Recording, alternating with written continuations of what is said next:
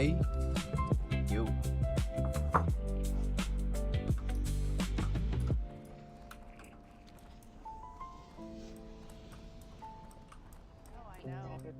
I believe we may be flying. Are we flying, Jamie Strew? Jamie Strew. Good evening, all. We finally got off the ground. We were scraping trees. We were scraping trees. Captain landing gear's coming up. Yeah, whoever's RV that was, I am so sorry. I saw the dog freaking out. I know, I freak out too, and we did drop the treats for him. I hope you don't mind. We had some bagel bits. Yeah, corn dogs. There was. I honestly think that the dog profited from the entire experience. I'll be honest. I think it was safety by cotton candy. There you go. The cotton candy of dogs. The corn dogs. That's correct. Corn dogs. The cotton candy of dogs. Just having a corn. We have mixed Okay, wait a minute. the corn with the dog. Oh my God, the cannibalistic theory behind a dog eating a corn dog is. Oh. Do we even go there? Is that a thing? Should we chase our tails and chew on them? Dip them in batter? I think we should. Put them on a stick? Welcome to Doja Earth Radio. I think everything's okay, right? All the sound's on and nothing's echoing and stuff like that. Yeah. And yeah, so it's Saturday night. It's a little Everything sounds good to me. Oh, Brad. I'm going to pull some cards on that right now. Card. You know I know. We gotta bring the yellow cards out early. That way we know it's going to be a competitive match, guys. You see what I mean?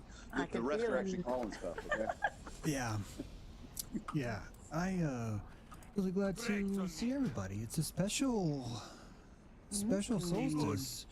It is. It's a patriarchal solstice. It's a very special. It's the tallest solstice you could have because it's Father's Day solstice. This is So it's a Protestant solstice. Okay, I got this is kind of a big deal, don't you think? Like, I think it's the balance, baby.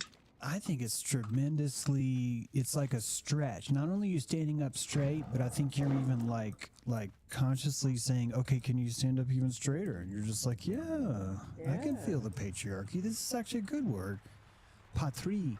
The sun, Pat the that arc sun on the back. as a man meeting the most fertile point of the earth as a woman. Yeah, that's right. That's pretty. Because that's pretty potent. we're It going is. from It is. we're yanging right now, yanging to yin tomorrow. You know, like after we pass this, we're going to go back into the yin. That's right. So it would make sense for patriarchy, sun worshippers. That's right. Dude's Yang. like, "Hey, baby, I'm coming into your How are you kitchen. hanging with your yang? We're gonna pull our yang in. I'm coming into your kitchen, baby." Workshopping. Yeah. Workshopping We're with hanging with my yang. yang. Big download. Renee and I solved today that Albert Pike, this guy was brilliant. He, long time ago, Yeah. he knew that birthdays were going to be a thing. Yeah. He wanted pie and cake for his birthday. He wanted both. Merge. Yeah. And by adopting the name Pike, he was able to install this verbal trick of logic, the magic of logic and the way words work. He gets to say a spell that is completely the kryptonite of anyone out there who is built into language. And that is, if they say, "Do you want pie or cake?" And he would have to say, "By decree of my blood, I would need both, for I am Albert Pike, and this is both pie and cake together." And so I think that he saw the future. I think he's a time-traveling birthday party volleyballer. crasher.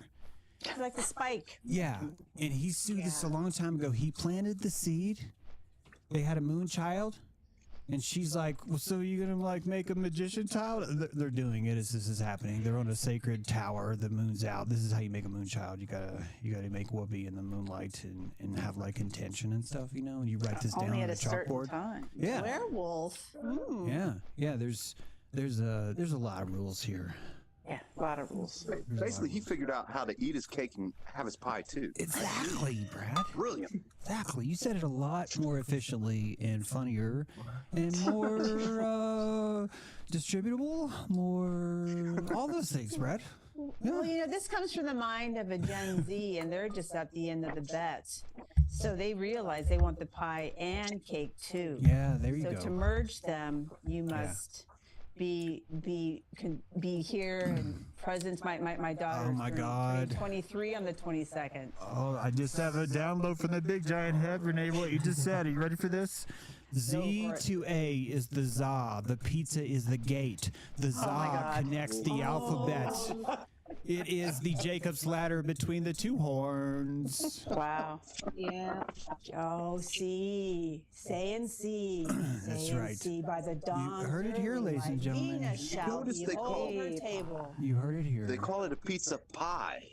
You notice, right? Yeah. I that's really right. love all the patterns, but yet none of the patterns restrain potentiality either. Mm-hmm. There's some stretch in the expansion, yeah. Don't go I like to collapsing my say- wave. Right? Right. Pie. Yeah.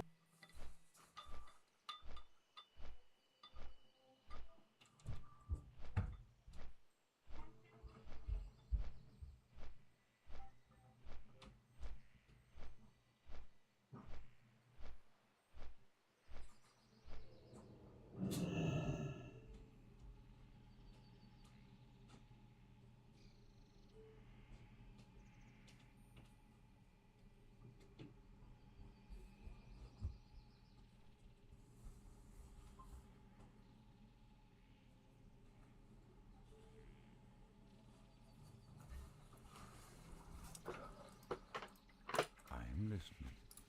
I loved that you wrote that, and I loved that you took Nietzsche to task too. It was great. I enjoyed both of them. Yeah, I had this feeling that people on Substack were more fidelitous than they are. Does that make sense?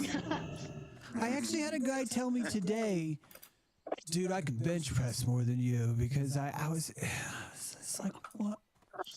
I saw that, and I was thinking about our discussion with Blind Deer, Yes. and the way that you were speaking to either of these two individuals. You were doing so in a way where you were very diplomatic, and it did make them more angry. And then the response was essentially, "I'm more popular than you." What is this, fucking high school? Yeah.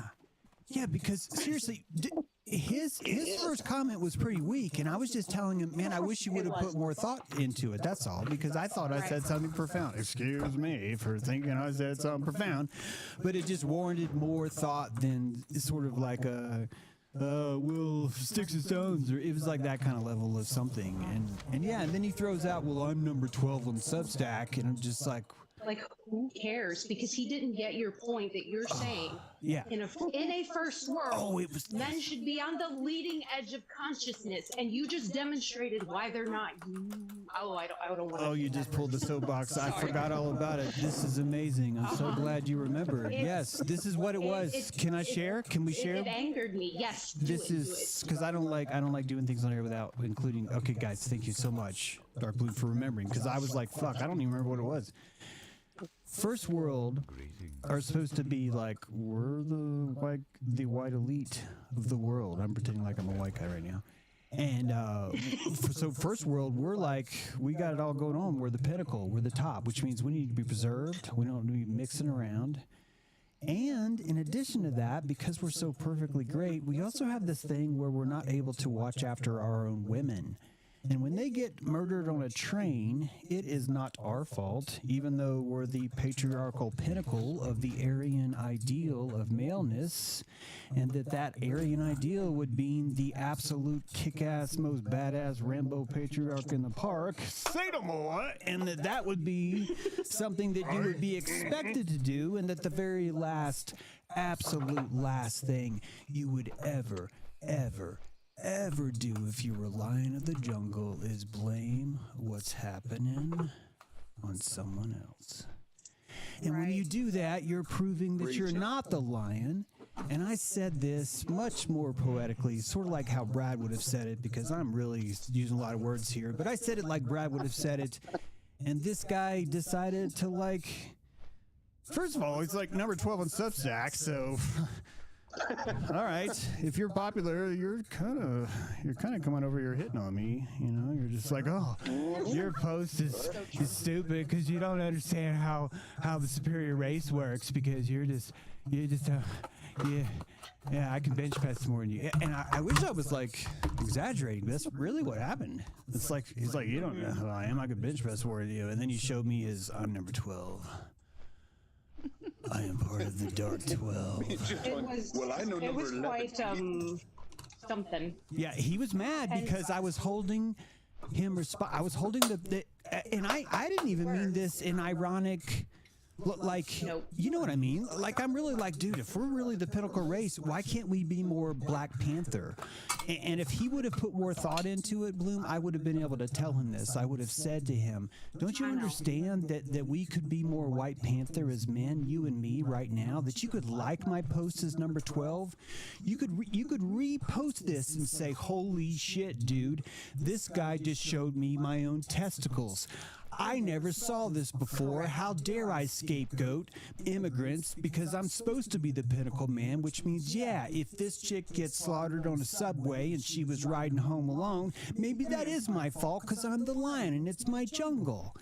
Why isn't that Or blowing even your more- mind? And it doesn't blow his mind. He gets mad. Even more poignant there, you're saying that shared culture or skin color never eradicated sexual assault, domestic violence, nor any of those indignities in between. And you made me write this. A stag knows when the buck stops with him. That's what you're trying to say to this man. Beautiful. The stag knows when the buck stops. That is, holy jeez. Like, God. guys, Brad, guys. can you get that on the? Can we open the Skywrite tail It's already and put that? Okay. Damn, that is.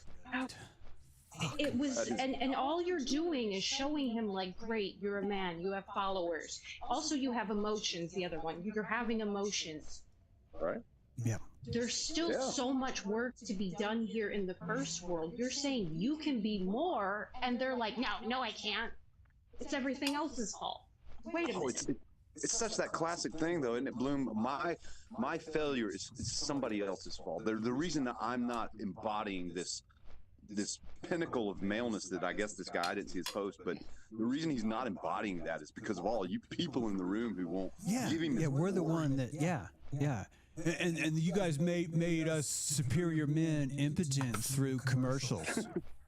Yeah, you guys did it with yogurt and soy cereal. Greek yogurt, too, man. Yeah, you started with Greek yogurt because you were fooling us, because you know we like to look at male bodies and think about walking around nude all day.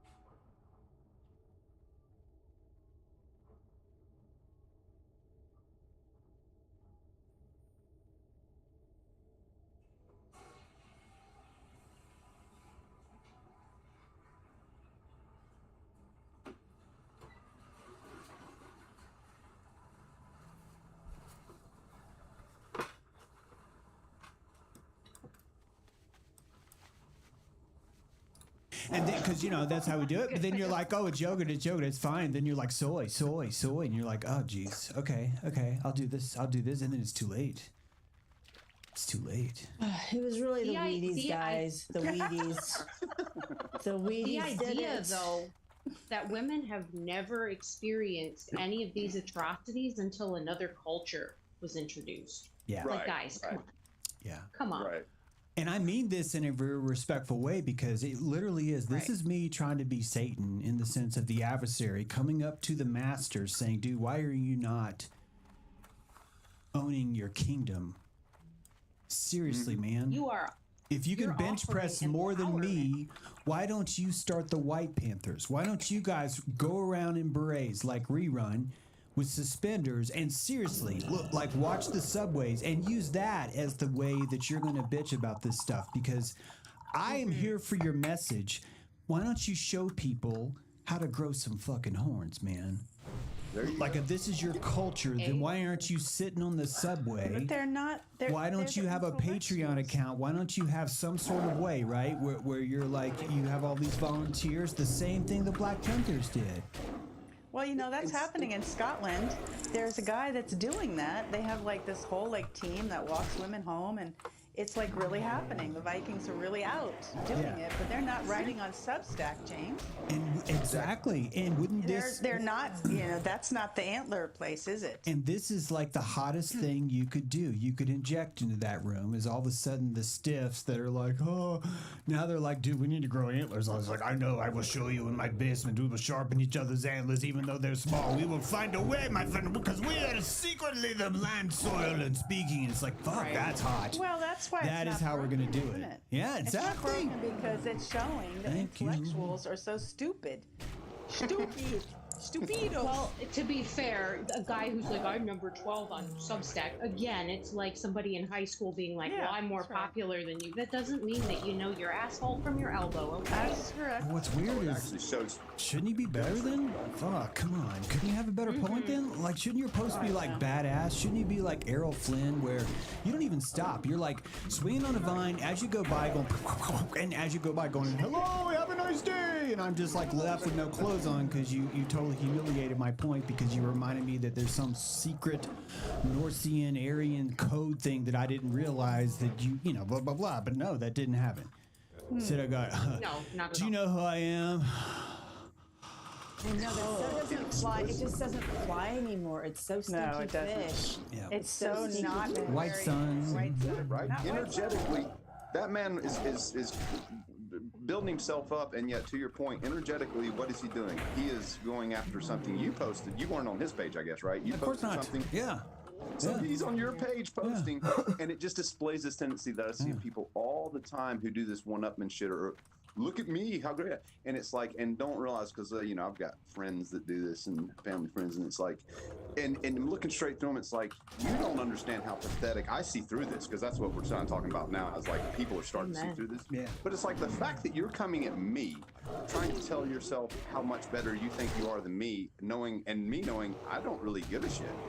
Well, It's just, I got a funny story. I'm in this like very funny place, and funny things happen all the time. But you know, there's this person that comes in and he's name dropping. He's name dropping, and he's like, oh, you know, and then this, and then we're thinking, who's he talking about? He's talking and name dropping to the person who's standing right there, and he doesn't even know he's done that. Can you imagine? So he's talking the name, and then his name, and his name, and then we're going. And then the guy he's talking about stands up and goes to shake his hand, but he doesn't know it's him. And he name dropped 3 or 4 times. It was hysterical. And not only that, but the funniest thing is he comes in and he has a name. He's formerly known as this, but his name it's a tree name.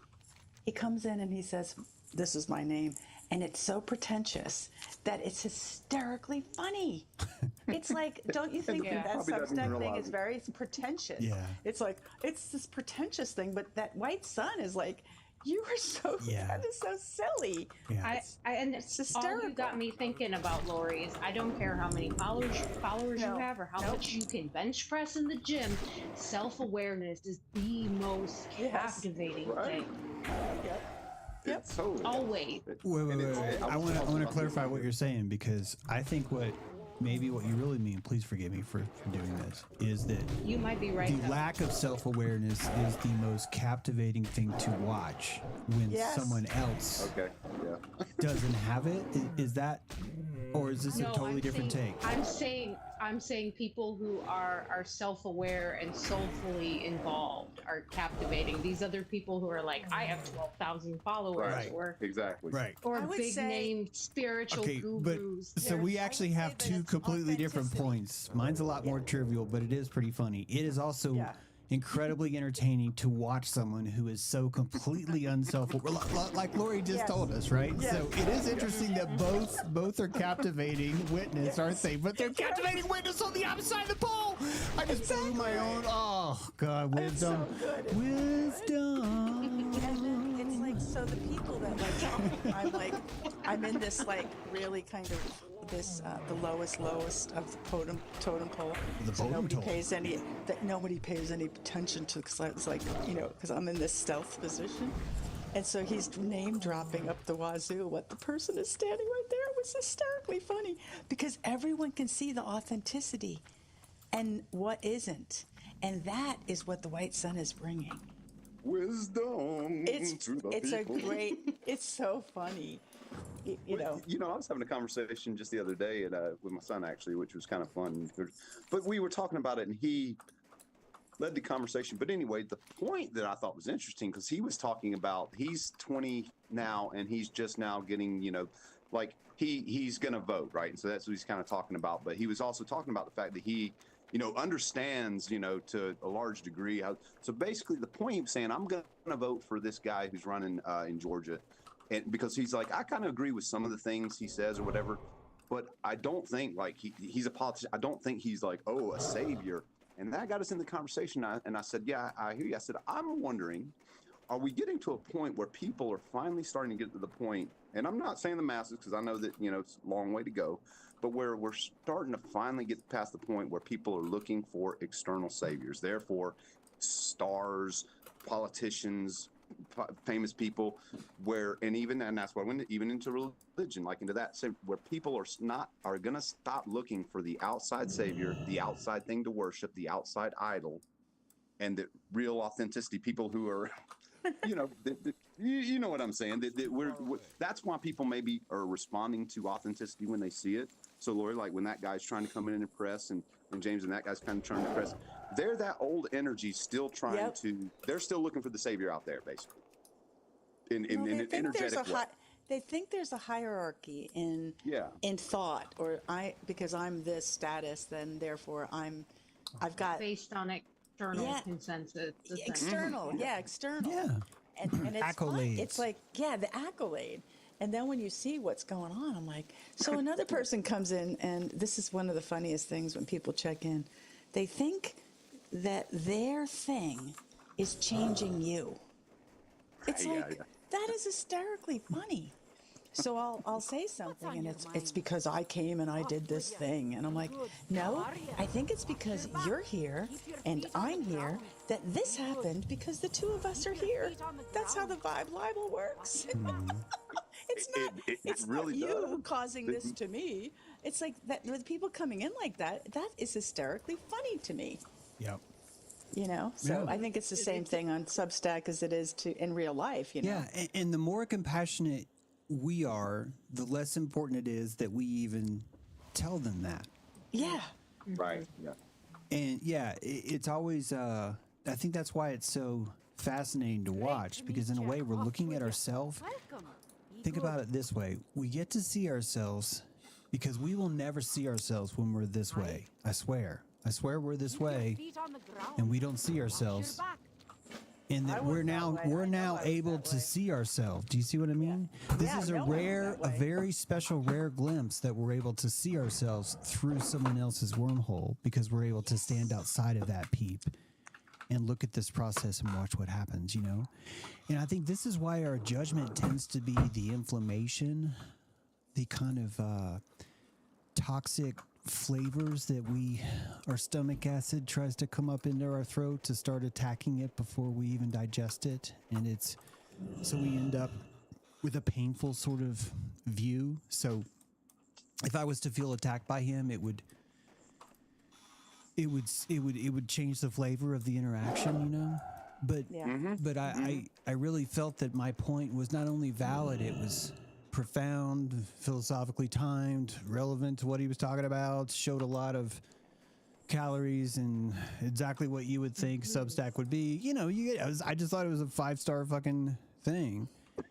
And it obviously was because it pulled him in and he started doing that, you know. Yeah, that's when he unraveled. Yeah, As so soon as it really worked. You yeah. brought him to, hey, I think this, I really think this highly of you. That's Yeah, how you that's really what it presented says. Yeah. Yeah, it's such a cool. I think this is actually goes back. I don't know if we can even pull all these logs up, but the when we were visiting the island of men are the swords of Gaia's matriarchy, this notion that men don't know that they're in a matriarchy, and they don't know that because it's the exact same thing of what Lori's story. If you think about it, it's just all men doing the same thing. But that this model is exactly proving why the person in charge takes the privilege of making it look like they're not in charge. That's the first thing the king would do with a luxury, is to find a scapegoat so that he could start to blame others for their actions. That's a luxury of being the cultural leader, right? Sorry to jump in, but did you hear earlier this week? Right. Well, Sorry, just to jump finish. in No, it's earlier okay. this But let week. me just finish this. Clip about- Well, I'm sorry, go ahead. Go ahead. Yeah. I actually don't even know if I'm going to remember. Like, Trump what. said that if Iran. I'm sorry. Yeah, I didn't mean to jump on you. It was funny as you were mentioning that Trump actually said that if the Iran thing goes well, he'll take credit for it. If it goes bad, it'll be Vance's fault. Just in the perfect encapsulation of kind of what you were saying about. Maybe not the perfect encapsulation, because you were probably saying a little something different about the. No, it's okay, Brad. Yeah, there's a delay in the. Yeah, there's a delay in the feed, so it's taking a while for us to get to tell each other what we're saying. Sorry about that. Oh, okay, sorry.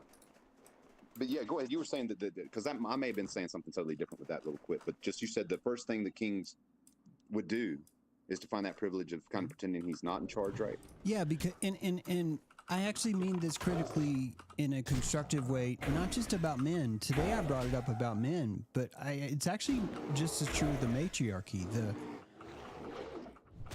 I don't mean that this is like the litmus that proves anything, okay? I'm just saying, if you look at it through this lens, okay, the matriarchy is alive in America from a legal sense, from a home spending sense, from a domicile choosing sense, from a refinancing the house to where the kids go to school, to how they're raised, to social decisions,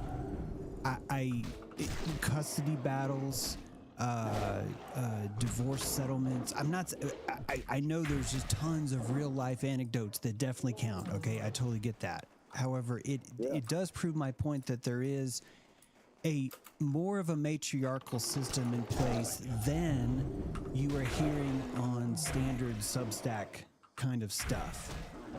And that kind of thing is a feature of, I'm sorry, I'm slowing down because there's a lot of noise. I don't know who it is, but it's just everybody mute unless you're talking. Let's that helped a lot.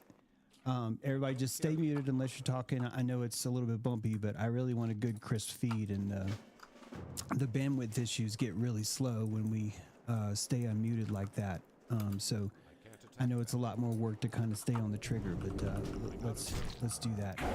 I think I can remember this point. The matriarchy is here, but it's going to look publicly like a patriarchy precisely because the matriarchy is taking that privilege. And so what I mean is that I just gave you just some examples of how there is a matriarchy, and then I want to take it one step further because I want to say the privilege of the matriarchy is that they're going to make it look like there's nothing you control, and all of the emotional sympathy, not all, because we'll talk about feminism in a second, but a lot of the emotional sympathy is automatically leaned towards believe the female end. There's a lot of tropes about this. There's all that stuff.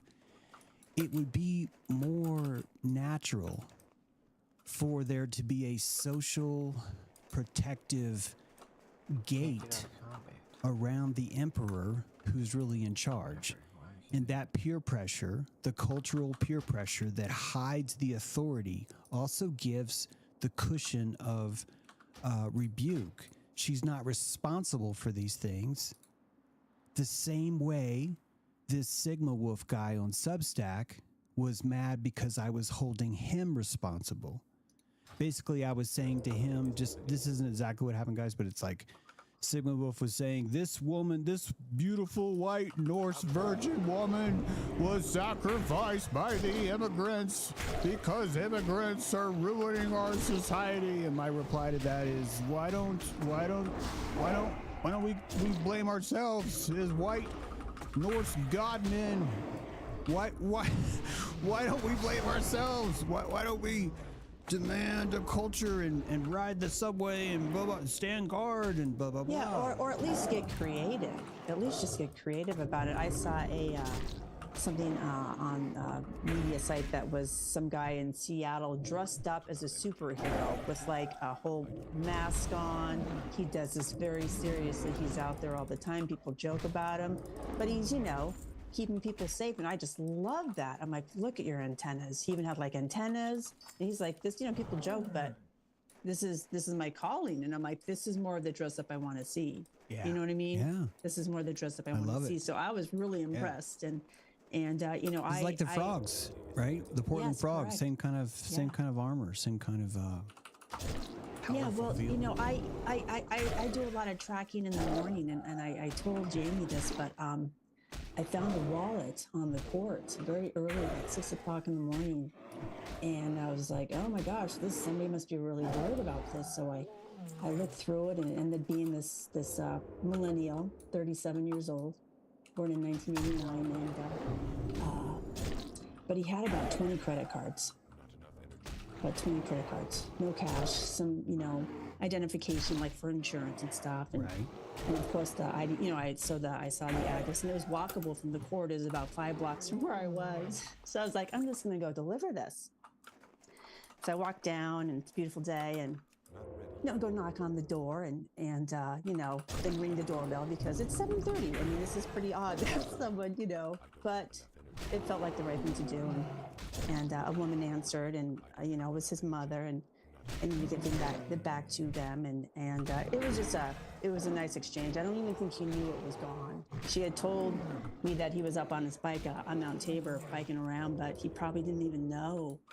So talk about she's like, you're an angel. I'm like, thank you. I mean, but this is just like, I like to go to the park and see what's there. I don't know. There was also a gentleman walking the stairs, and I thought he was, I thought he was walking the stairs exercise-wise, but he was having a really hard time. He was very cold, and he had his shirt off, and he looked at me. I didn't have my glasses on, so I couldn't really see his expression, but he said hello and that he was cold. And I go, yes, it is chilly. You should go up the hill and lay on the grass. And he's like, really? I go, yeah, go do that. You'll feel mother's up there. I don't know why I said these words, but I did. And he, I proceeded to walk up to the top of the park, and I did see him eventually again. He had put his shirt on, and he was still kind of desperate. But at that point, I knew I couldn't really help him. You know what I mean? I saw him, I talked to him, but I couldn't be like, oh, here's $20. I didn't want to get that invested in it. But you kind of wonder how much you dabble when you go out there, because we're pretty magnetic. So that's an experience that I call to myself, much like the wallet under the court, under the chair of the court. So you just never know when you go out and you kind of like, hey, okay, you kind of like ride your land, and you see how things are riding. And even when I'm driving, like, people will be driving crazy, and I'll have my hand out there and I'm like, hey, slow down. Like, I'm kind of like directing traffic in a city. With it's really, really potent times to be out and to feel like you are kind of the vibe riding. How about that? Yeah, You're the vibe Sibyl. riding. Yeah. Sounds like a Sibyl. The Sibyl of Portland. I feel it's like you both are encapsulating this truth of the equation of co-creation, They could be like very the moment that fiery. you choose And then I and can't others stop. choose too. So it's not I just didn't even notice men, that. quote unquote, and It it's took a not while just to figure it women. out. It's the product of that entire equation. Yeah. Plus the extraterrestrial. You know, it's the extra. Yeah. Yeah. Yeah, it's such a world out there, and you realize how you can really dabble in what happens in it. You know, just with walking around, like much we did with our without masks on. Like I went into the gas station I like to hang out at, and I was like, "You guys remember when I first came in here without my mask on?" And they're like, "Yeah." We're all laughing about it because I just go there to hang out because they just, you know, I could go in there and just like party with them, you know, at 1 a.m. and just say, "Hey, what's going on?" So you really, it's, you know, I think you have this stewardship of your soil. It's really a stewardship. Yeah. Is what's going on because I love this place I so freaking much. love how you got roots, punk roots, and you end up dying if you don't go out there and be the Sibyl, because you're those roots or those antlers, right, or pranic antlers, and if they're connected to the ground and you're not responding to it, they're going to dry up. So yeah, we connect to this place and do these things, or we don't, right? It's up to you. It's up to how you feel. And me telling Sigma Wolf, or actually Sigma Wolf was a whole other discussion. I forget what this guy's name is, so I'm getting these two confused. But this has kind of happened twice now, where both times in fact, I think Brad really rang a bell when Brad was talking about. He is Adele. When Brad was talking about the hero, everyone wants a hero, I realized. Actually, I think the better way to word what you're saying, Brad, is that everyone is actually actively looking for a scapegoat, because I actually told the guy today, "Hey, you're the hero, right? So why are you blaming the penguin? You're literally like, oh, fucking penguin's a piece of, God, we're the superior penguin, right?" He's like, dude, it's like, look at him, like, he's a penguin, you know. It's like, you could do that. We're not looking, we only look for heroes when we go to the movies, Brad. When we're in reality, we're actually looking for scapegoats. We're actually looking for those. And I think we go to the movies to try and pretend the same way we go to the movies to pretend that we're afraid of someone in a Jason mask, Jason a teenager, down on Lake Booby or whatever they call it, right? It's like, you know, instead of a real scary movie, I could tell you some fucking scary movies right now, and that these movies that we pretend are the same kind of thing, where we're pretending to want a hero movie. And think about it, the hero is always a villain, because we're, oh god, this beautiful, the psyche is painting this accurately. The reason why we're having anti-heroes is because we don't want a hero. And we can't lie to ourselves anymore. The only way to keep this hero entertainment going is you got to make an anti-hero, because it's closer to the truth of what it is we're doing. You don't want someone like me walking around going, well, if you're the superior race, what are you fucking bitching about? Well, why don't you do something about it? It's the same Podesta litmus test, right, that I explained before, that I did to myself, right? James, if you're out here saying, Podesta's eating baby's faces for cereal, it's like, well, why don't you go fucking save someone? It's such a wake-up call. It's such a wake-up call. The exact same way Lori saw the guy, right, that didn't see himself. Go ahead, Lori. I was just going to say your litmus is essentially behavior is the benchmark of belief. If you believe this, you won't have to tell me. I'll see it in the way you choose to move. Yeah. That's what I'm Totally right. And I think this is exposing, like you're saying too, James, about well, and you're right, about we probably look for a scapegoat first because it makes us feel better.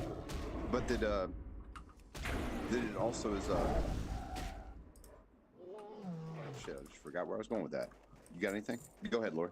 I just wanted to say that, like, what I'm noticing is that what you're hearing is my mic is the wind. It was the wind through the trees. That's how many trees I'm around. And so I don't really think there's places for this. There's people holding posture that's not true.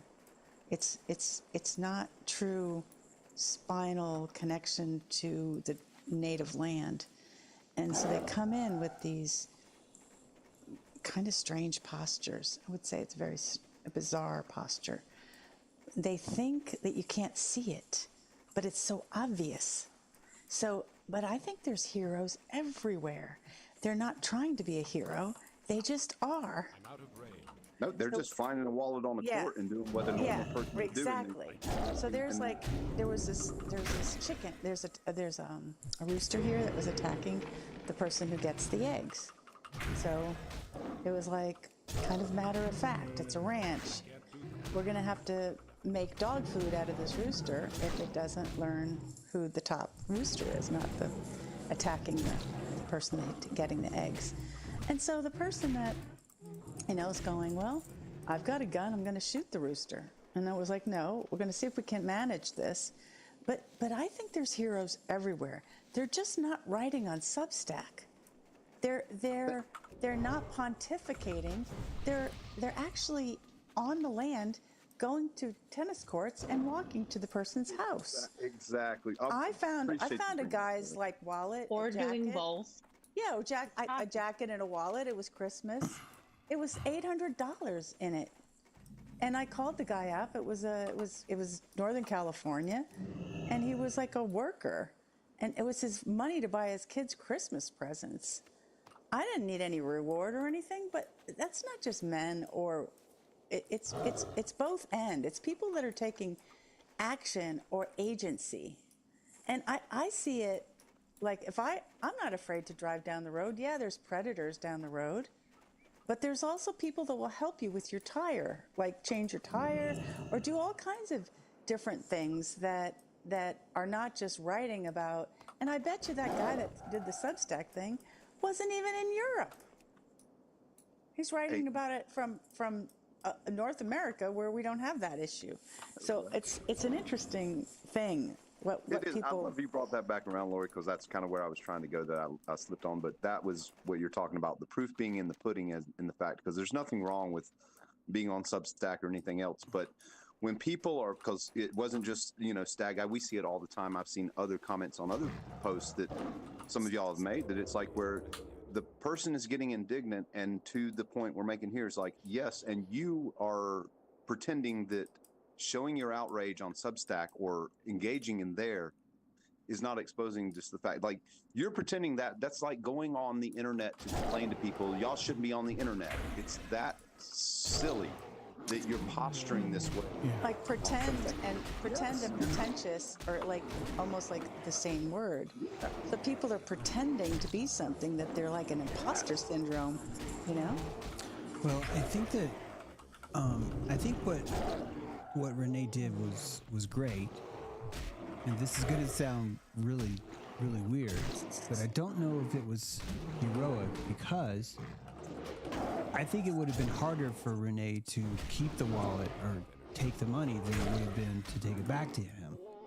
I agree. That's what I'm saying. I don't think it was heroic. I think that's what a normal person with feelings and antlers would I think it'd be do. more expensive to take it, because you would be, for the rest of your life, it'd be something that could haunt you, even if you are like, well, I'll forget about it or whatever. You have to know what I'm sniffing out. You have to know what I'm sniffing out here. It's more than just the obvious.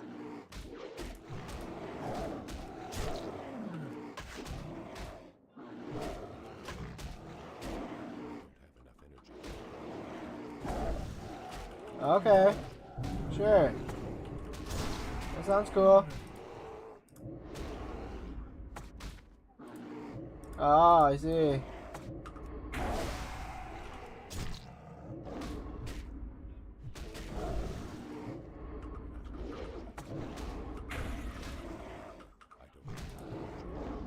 Yeah.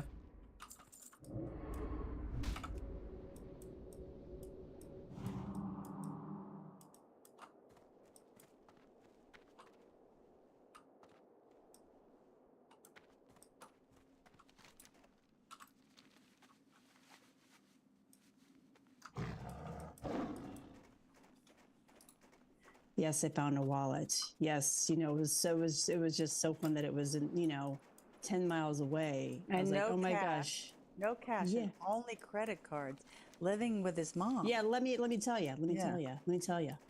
So, I'm looking at it and like going, okay. So I'm kind of going through the like, oh, that's a lot of credit cards, and just I'm not looking that hard. Like these are all his. I'm making sure he hadn't stolen them and like accumulated. So no, this is one guy's. This is just one guy, and very very attractive being, and could tell that he kind of from upper affluent middle class, and I just really assumed he got it all. He got the college. He got the dream, right? He got the dream. And there were some other credit cards that were from other states. So he lived abroad a little bit, but now he's back and he's biking. I didn't know this part until his mom told me. But he's out there biking at night by himself. On Mount Tabor, wondering what the fuck he just bought into. How much debt does this kid have? Wow. How much was sold to him with the sports and this college and the fraternities and the debt, what was wasted, so this is what I read. And then I see his mother and, we connect, and she was so sweet. She was, I told her, I go, yeah, there wasn't any money in it. This is how I found it. And I'm like, I bet you he doesn't even know it's gone. And she was just like, of course she was really appreciative. And she did offer me something. And I go, yeah, sure. Yeah, that's really sweet. You don't have to. And she's like, I don't have much. And she gave me some cash. I didn't even look at it. But I'm like, oh, thanks. I'll, get some coffee for my girls or something. So it ended up being $13, which was fantastic. But another clue was his birthday. Oh, What do you think is, wait, guess what his birthday is? Shoot. What numbers would be like, damn, of course that's what the day is. Think of the 13. free Masons a little bit. 322 baby. 322 baby. Yeah. So this is how I build my mountain I'm climbing, right? Because it's so much more intricate than what I'm doing here. How important play is to me, how I don't monetize play to reign this place. So this is, I have my own projects, you know what I mean? But it's very personal to my soil. So, I kind of call in those experiences and see the Dixon and the Mason lines. I it's love pretty, how deep your witness is, Renee, because that's what I just felt into what you just said. How I love how deep you go with it and how connected. Yeah. Oh, thank you. My ancestors are just crazy as me. You know what I mean? So we just rode the cray. Like, let's go, let's do it. So I just happen to be here at the right place, right time with you folks. And isn't this fantasticals? I love it. I'll mute. Well, you guys can talk. I do think that you're kind of showing that there is this balance between, because you post online too, and I understand like the pretentiousness and the pretending in other people, but really I think people are just trying to find themselves. Like they won't know how to find a posture until they contort. And well, yeah. And I think you're just demonstrating you can do it all. Well, I tell you what, me coming out like this in 2019, 2020, people were so cringe. They're like, how is she not so embarrassed? And I'm just like, I'm just going to keep getting stronger. No likes, no follows, nobody would. I was like, fuck you all, buck off. I don't care. I'm riding nonetheless. Well, because what else am I going to do? I don't think it's about being a hero or not a hero. I think it's about like maybe the thing of getting to witness this person at that level and thinking maybe the not returning it and having the person kind of have that face up to how many credit cards he had to call to cancel. I'm like, oh my gosh. I know. That would be one kind of thing. And that would be like that would be an opportunity, wouldn't it? So I'm kind of looking at everything as like there isn't one way that's right and one way that's wrong. It's like there's always a both. It's how you play the game. Yeah, it's how you play the game. Yeah. Mm-hmm. Yeah. I put things up there. I hide things I want to cleanse in the forest, behind things so it can peek out to people. My eye is everywhere. No, I do play that hard. I ride hard because Aquarius is such a fun horse. This is such a fun horse that we ride for all because we all you have make bones. Sorry. Yes, I love that you wrote that, by the way. Thank Under you. our I'm like, skin, that's we're gold, all man. minerals. We are all crystals. And when you say you hide things, it makes me feel less weird and crazy. Oh, good. Welcome I'm to so the club. The And secret club. even like you just keep giving me this kind of courage to, because I was doing things like I was helping people advocate and write things legally, but I could not be a front facing person. And you're like, I go to the park and I play, and I'm like, oh, you know what? So I appreciate it. Thanks. Yes, it is. Yeah, there's so much potency in the latent, space that people don't even see. You're in there. There was actually, I was at the court, and there were all these kids leaving the tennis court. They'd had like a roller skating. No, it was actually like skateboarding. So the parents are leaving, the guys are leaving. I'm like, oh, cool, the court's clear. So I go in there with my hoop, and I put on some tunes. I just kind of start, doing my thing, and the parents are like, kind of trying not to watch me, like, what is she doing? But I'm like, what rules? What Right. rules? What like fucking it's rules? so much play states, and every city has tennis courts. I say claim them. The pickleballers, they can go pickle at night, and I tease, but I also get mad that I thought about you. play has been so like this is for the grown-ups now. We didn't play when we were That's young. so funny. And I love that you're out here in this world with me, Renee, because I heard that so many times that things of a similar thing that grown-ups aren't supposed to play like that sort of. And when you talk about how people look at you cringe, people would tell me for a while that they were embarrassed for me, I think, until they finally realized, probably to the point where you've gotten, Renee, where it's like, the fuck do you think you're talking to? Right. Like, okay. I thought about you while I was sitting on the dock like a frog talking to a turtle. I tried to record a whippoorwill for you all too, and I accidentally missed it.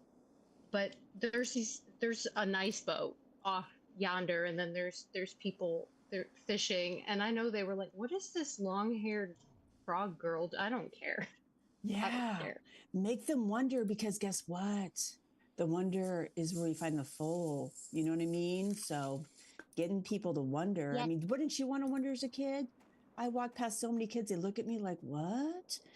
So you're kind of that little Tinkerbell. You're kind of tinking that bell, like tink, tink, tink, tink, just to kind of imaginate something that's that little light that's kind of very Tinkerbell, Peter Pan. I mean, we really are.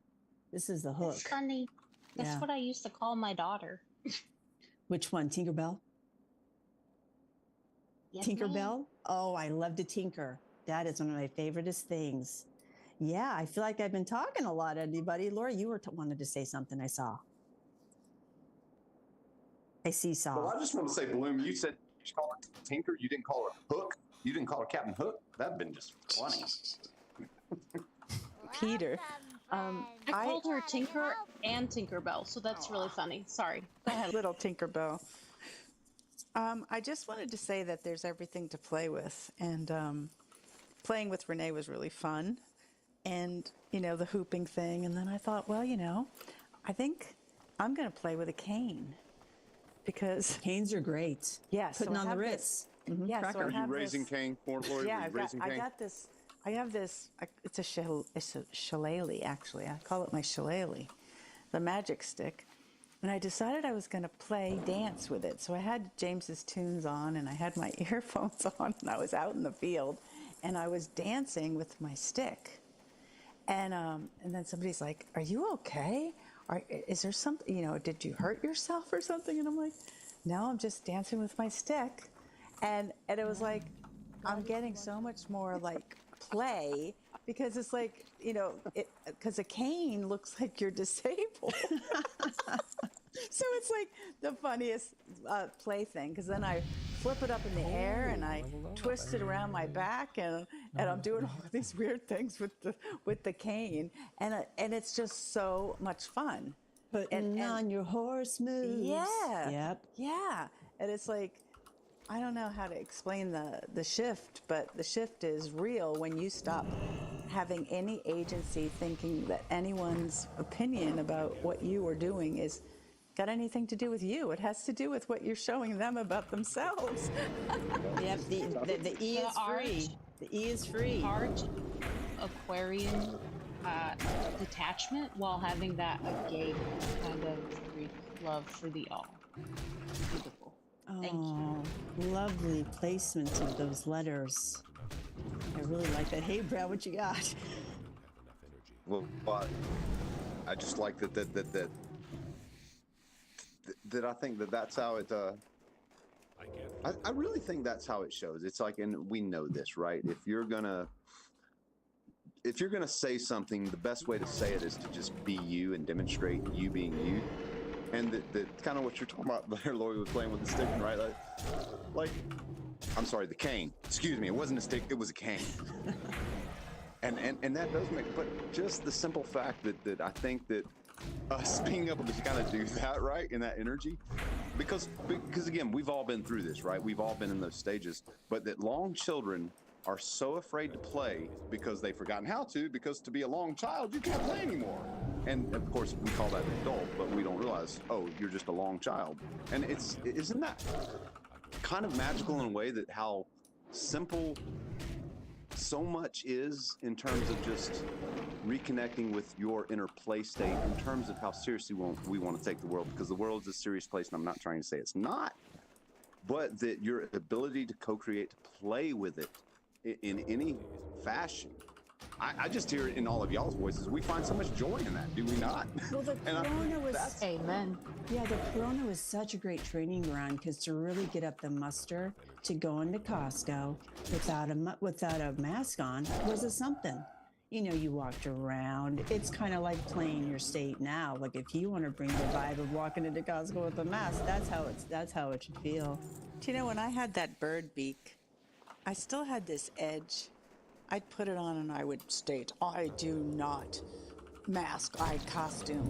But I didn't have a play state in my seriousness of the world is, you know, I was like, Henny Penny, you know, like the world is ending, the world is ending. Oh yeah, sure. You know, it wasn't a real play state.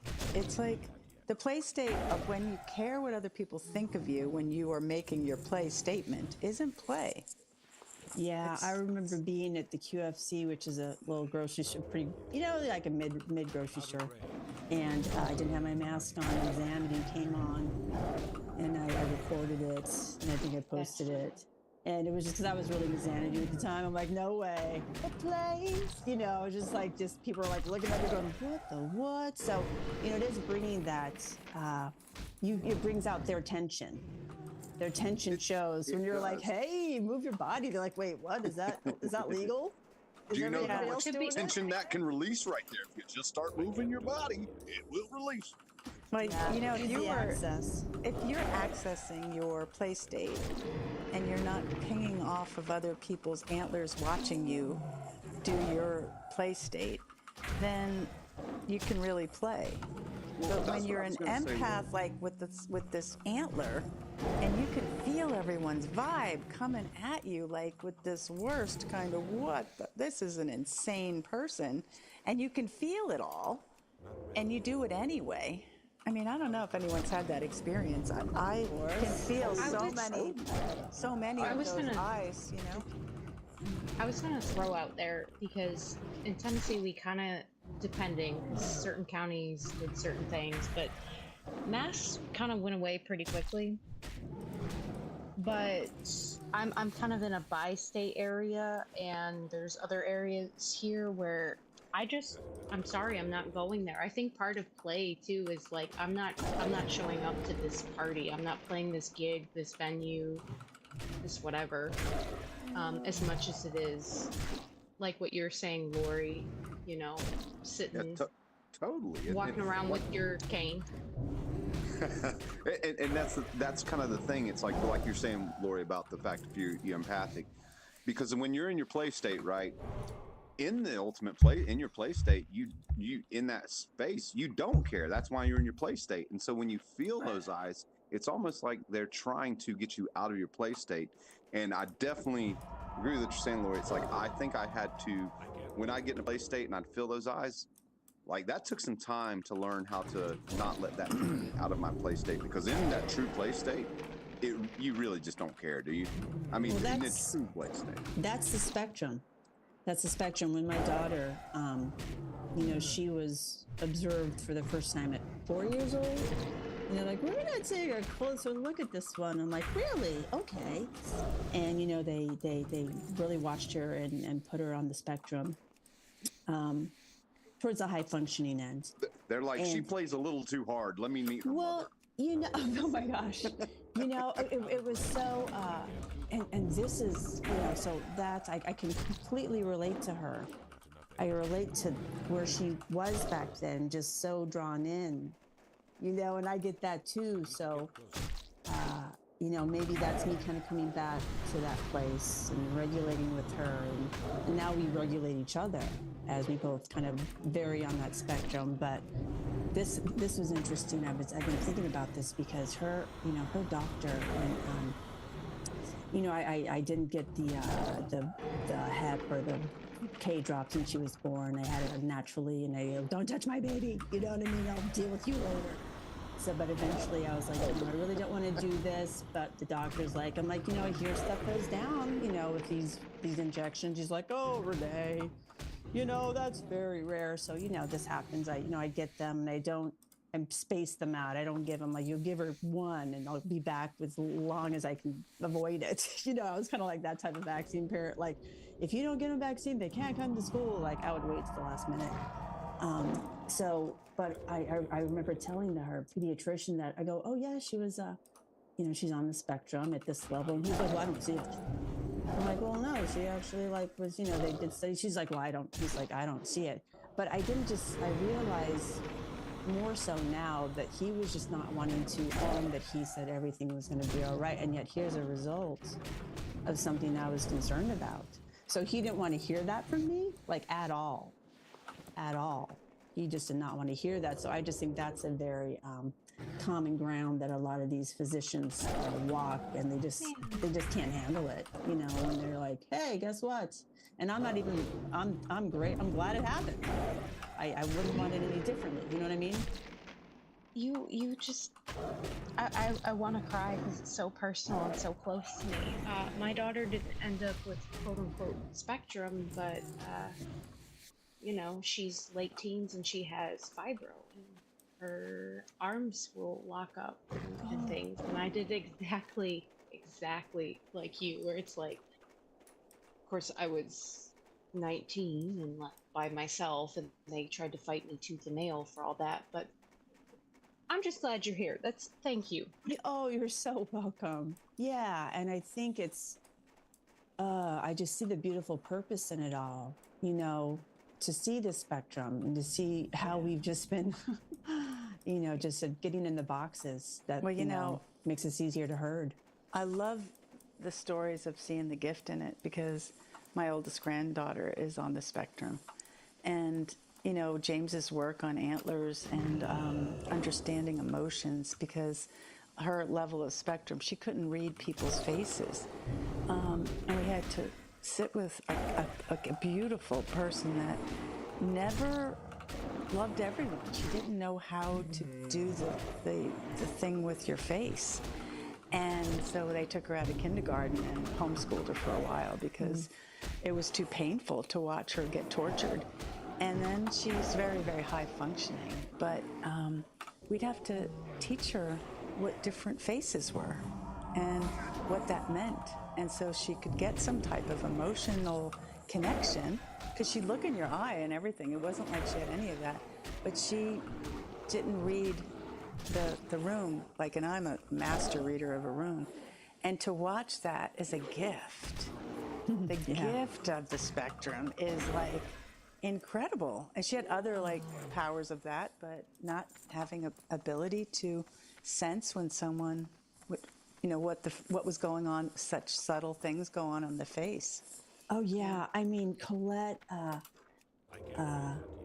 was in kindergarten, and there was show and tell, and she decided she was going to take a blow-up guitar and sing a Tom Jones song. And so I was like, wow, really? So she went in and did it, and I wasn't there when it happened. But when I went to pick her up at school, her teacher, her mouth was just like, I cannot believe Colette did this. Like she could not, she just couldn't believe it. She's like, this girl who waits to the very end of the line to get in because she just does, you know, she's just going to follow. Like, where's everybody else going? You know, she never remembered names. I'm like, oh, that person said hi to you. She's like, I don't know what their name is, you know. So it just her world was so powerful, and I'm not surprised, you know, being born in 2001, that you're going to come in with a lot of vibration. She was 6 weeks old, 9/11, and I was actually pregnant. There's a photo of me pregnant on one of the towers in April 2001. So it's some really interesting. Yeah, that's she's been on the tower. Age, yeah, that's the same age as Maisie came in. That's so interesting. They came in as like super special, you know. Yeah. Right. Crystal. What I find so interesting about the spectrum, if you will, is the fact that they have a hard time with like you say, Lori, right? What we would call normal things, reading the face and all this. But it's kind of like when we talk about calories and how much calories are available, and yet people with sort of on the spectrum and they're incredibly talented in phenomenal ways of what they can tune into. And it's interesting to me because it makes me wonder if you know, we're trying to regulate emotions, right? I think our psyche is trying to regulate emotions, and it's kind of fascinating to me to see how you could see someone who's, you know, autistic, if you will, and has a hard time with just basic social interactions, but then you see how their energy expresses in certain ways, and it's miraculous. It really is miraculous, and it's going back to the fact that nothing is broken, and the fact that all of this information is out there. Our five senses are limited. We know this. And that when we see someone on the spectrum, and it's like when we say, okay, they have trouble with, say, this portion right here. But then when you see what the skills or the abilities they have in other places, it's, I don't know, as the whole, it's again, it goes back to the fact that nothing's broken. We're all built the way we're built. And I think we perform perfectly our function by our makeup and our energy, but that's showing me something huge. Well, for example, I don't know if I'm on the spectrum at all. I've never been diagnosed, but it's like I wouldn't be surprised if maybe, you know, I have some level of maybe autism, sure. But the fact that that's seen as almost oh, well, that's something that needs to be diagnosed and treated. And I just wonder if instead that's given a space where it's like, so I get that they want to learn, you know, someone on the spectrum wants to learn social interaction. I think that's great. But it almost makes me think in terms of just learning in general, if you just harness people's abilities. When you say, Brad, nothing is broken, I do think that things like, we could say autism or bipolar or schizophrenia, or even like fibromyalgia itself is very interesting because it's such a high level of sensitivity to pain. It's a very specific I think thing. all of these are adaptations. I think these are kind of nature's blessing of what comes next. Right. You know, I got diagnosed with a mild case of bipolar, and I've never been so proud to have it. When I joined this group, I was like, you know, it's kind of an embarrassing thing to say, but to be that high fidelity, to get that highs and lows, and the creativity that comes from it, it's, you know, I am not a person that James was talking about, cannibalism and the creativity of that. It's a form of, I never got that, you know, those levels. But, you know, the psychiatrist looked at my website and he goes, I'm going to say, yeah, you're bipolar. And I thought, Yeah, you got range. I got range. I got fidelity. That range, I love that. I've got like, so I'm always doing something. So I have these, I got these sheep out here. So I made these dreadlocks and I put them in my hair and so I'm wearing like sheep dreads. And so one of the little volunteers, she comes in with, she showed me how to make them. And now she's just going over to the gift shop and she's going to show that you can wear just a few of them. You don't have to put a whole head on. And because she's on the spectrum, this woman had a real bad speech impediment, and she doesn't really talk very much. She just talks to nature. And so, yeah, it's crazy when you see the skill sets that are coming in when someone has a quote-unquote disability. It's a superpower because she could talk to animals and nature spirits and trees. Yeah. What if we saw it that way? What if we saw it that way and we didn't see it as a flaw? Just going back to, again, the fact that to be pathetic is now a negative thing, but what it actually meant, what we're talking about with all that, it's like you're tuned into an energy. Once upon a time, it was that the shaman or the oracle did have some type of quote unquote disability or inhibition. So you're not far off there, bro. Yeah, I never spoke to my daughter of her diagnosis. She never asked why she went to special classes or why she worked with Michelle, all these. She just never asked. So it didn't come into conversation. And it was on her 8th grade. So she went to a school that was K through 8. So she was in the same space, and that was very intentional for me. But I was taking her younger sister to her first dance in junior high at the same school. But Colette had gone to a couple dances, and she's like, I don't want to go. And so I go, well, let's just go in and look around. So we looked around. There's bubbles, there's music, there's lights. And she's like, yeah, let's go. So we get in the car, and I go, Colette, there's a reason that bothers you? And she's like, really? I go, yeah, you're on the spectrum. And she's like, wow. And I explained a little bit more, and she's like, wow, that really is a relief. I'm so glad. She was really relieved. It made her feel more stable. I think it really helped with her core. And you just don't know how these things, like, I didn't know I was going to tell her. It just had to be the right time. You know what I mean? It's so personal. And what if, Renee? What if we get to a point where also that's taken in as a badge of honor? What I'm saying is, like, that's not necessarily a bad thing. You know what I'm saying? Like, Colette is probably, you know what I'm saying? Oh yeah. Yeah, it wasn't like I was trying to protect her. I was just like, it just didn't come up in conversation, and it just didn't seem like. Yeah, I think that's really that. You get, I think James made this, it was like, it's kind of an inheritance you get. It's like the psychic inheritance. So it's your really strong channel, I think, because what preceded you was a very strong channel.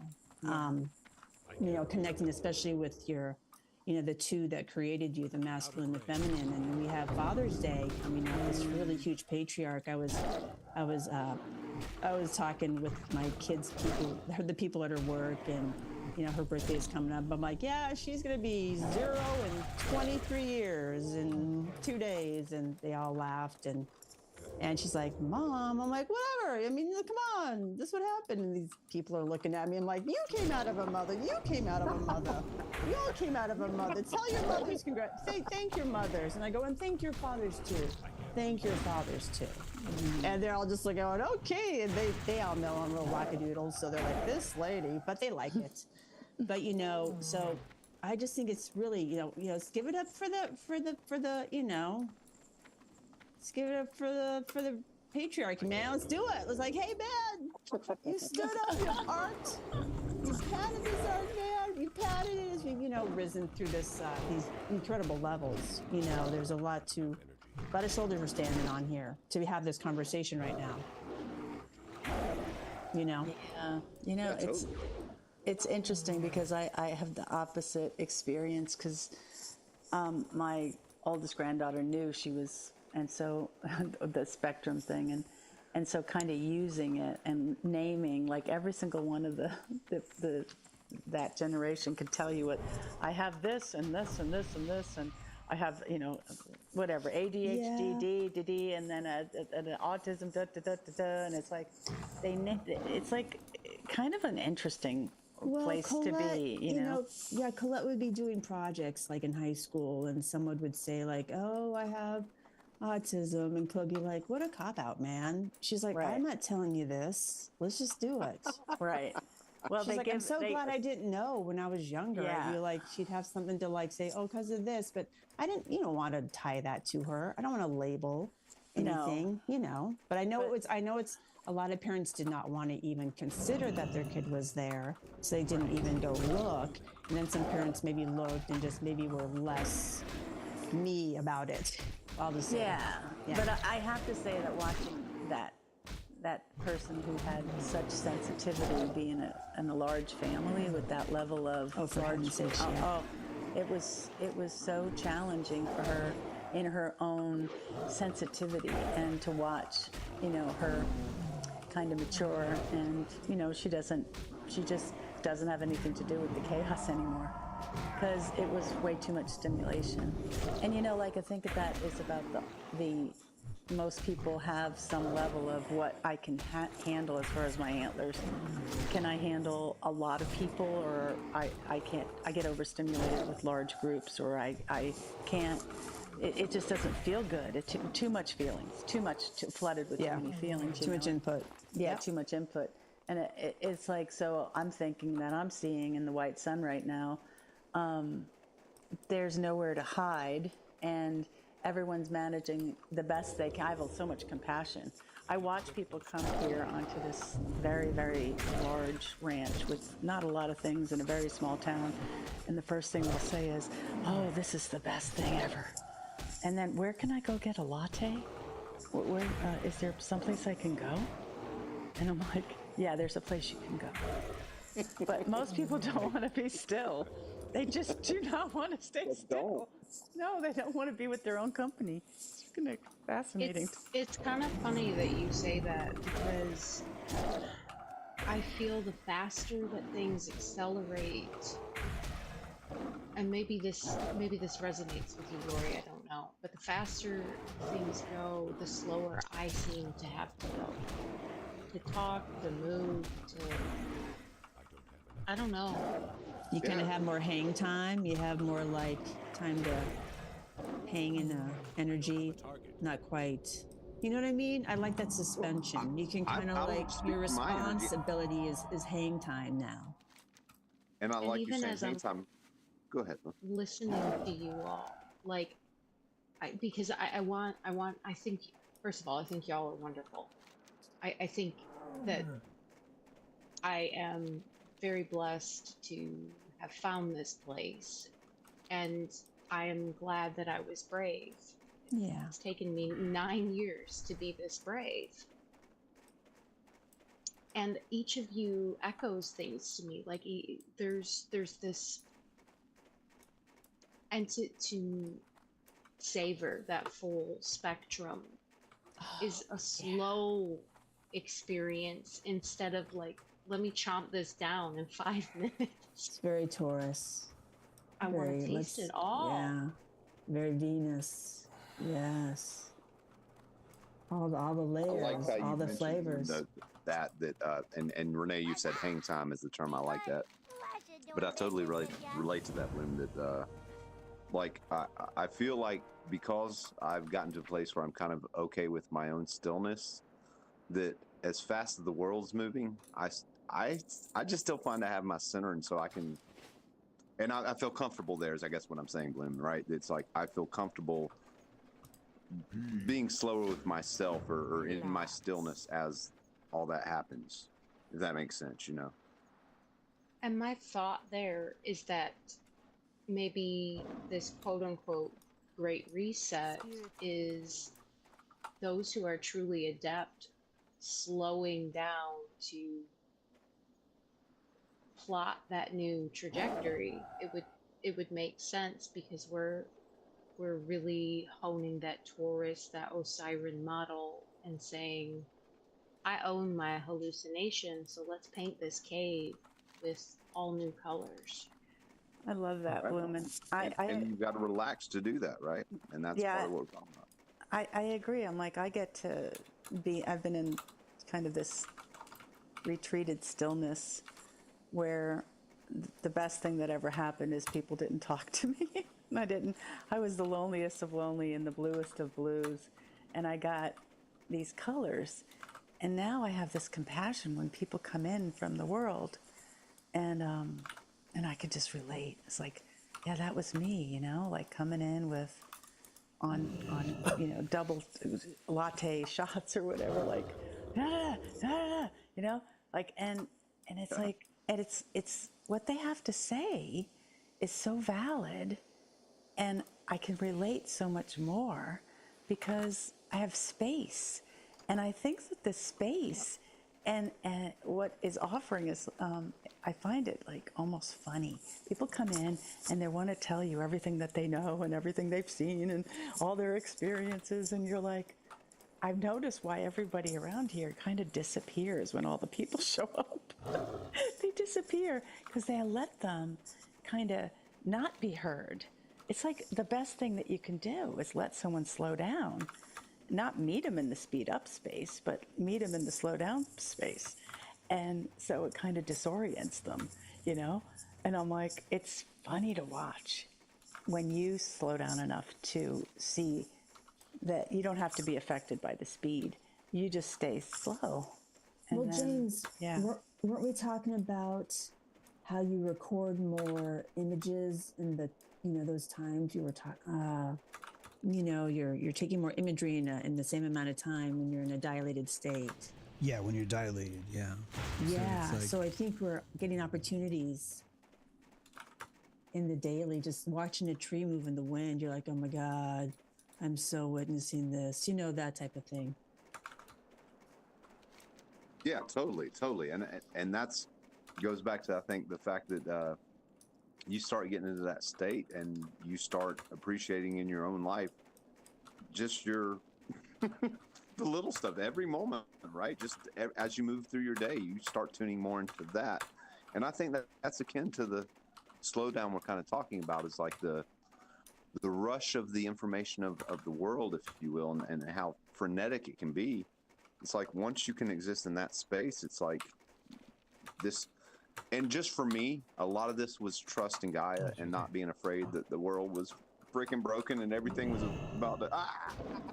Yeah. Once I kind of make my peace with that, it's like everything slowed down. well, that's information. I'm sorry. Yeah. No, but go ahead. Well, that whole experience of it looking that way is just really is just information, and you using your emotions to show it to yourself. But so the key is to listen to our emotions, but also to understand what exactly it is they're saying. And typically they're just trying to paint how they feel, and then you get to look at why it feels that way. So when you're listening to someone tell you all the things that they tell you, you really are seeing the different faces of them. There's a friend on Facebook who really struggles with reality. Actually, there's like at least 5 that I'm friends with that really sees through the veil in a very painful way. And they post a lot of, not a lot, but a good amount where I notice of sort of, I'm going to use the word paranoid, but I just need to hang with me. And if this gets cut off, it sucks, because this is not what I'm saying. So if we get up, change to the subject, this is not what I mean. But it looks like this way if you're outside looking in. And when I see something like this, I feel like this is the asphyxiating fish on the dock. They're seeing something, but because they don't have anyone reaffirming it, there's not enough behavior from the person that they're seeing from them. So they will call them conniving, things like that. They're seeing the truth. They're seeing a face. Many faces is many faces. And they're seeing the layer of the onion of this person's psyche. It's a real live layer. It has a real life smell. It has real life hungers.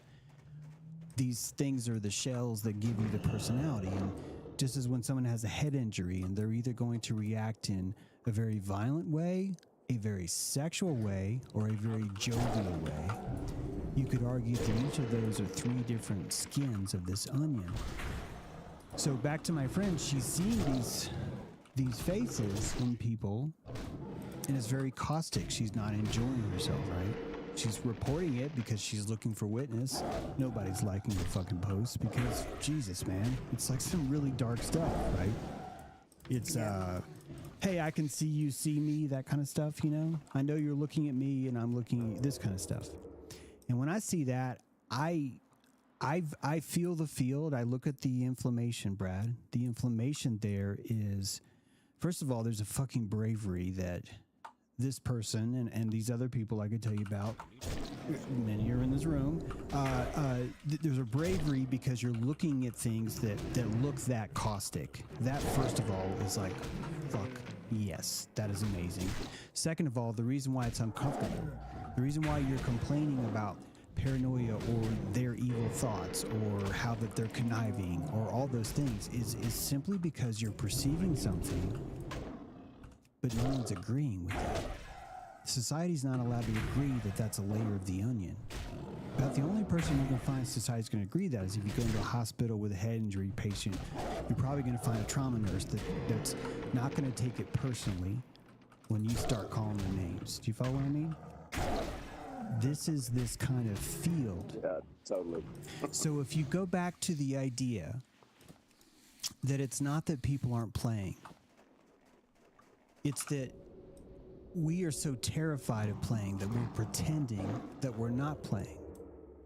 And what you're seeing is everyone is, it's the same thing as hide and go seek. First you go hide and then you don't move, which means first you go play like you're not playing and then you don't move. Because if you move, then they're going to see that you were fucking playing and they're going to come get you because you've changed and now you're it.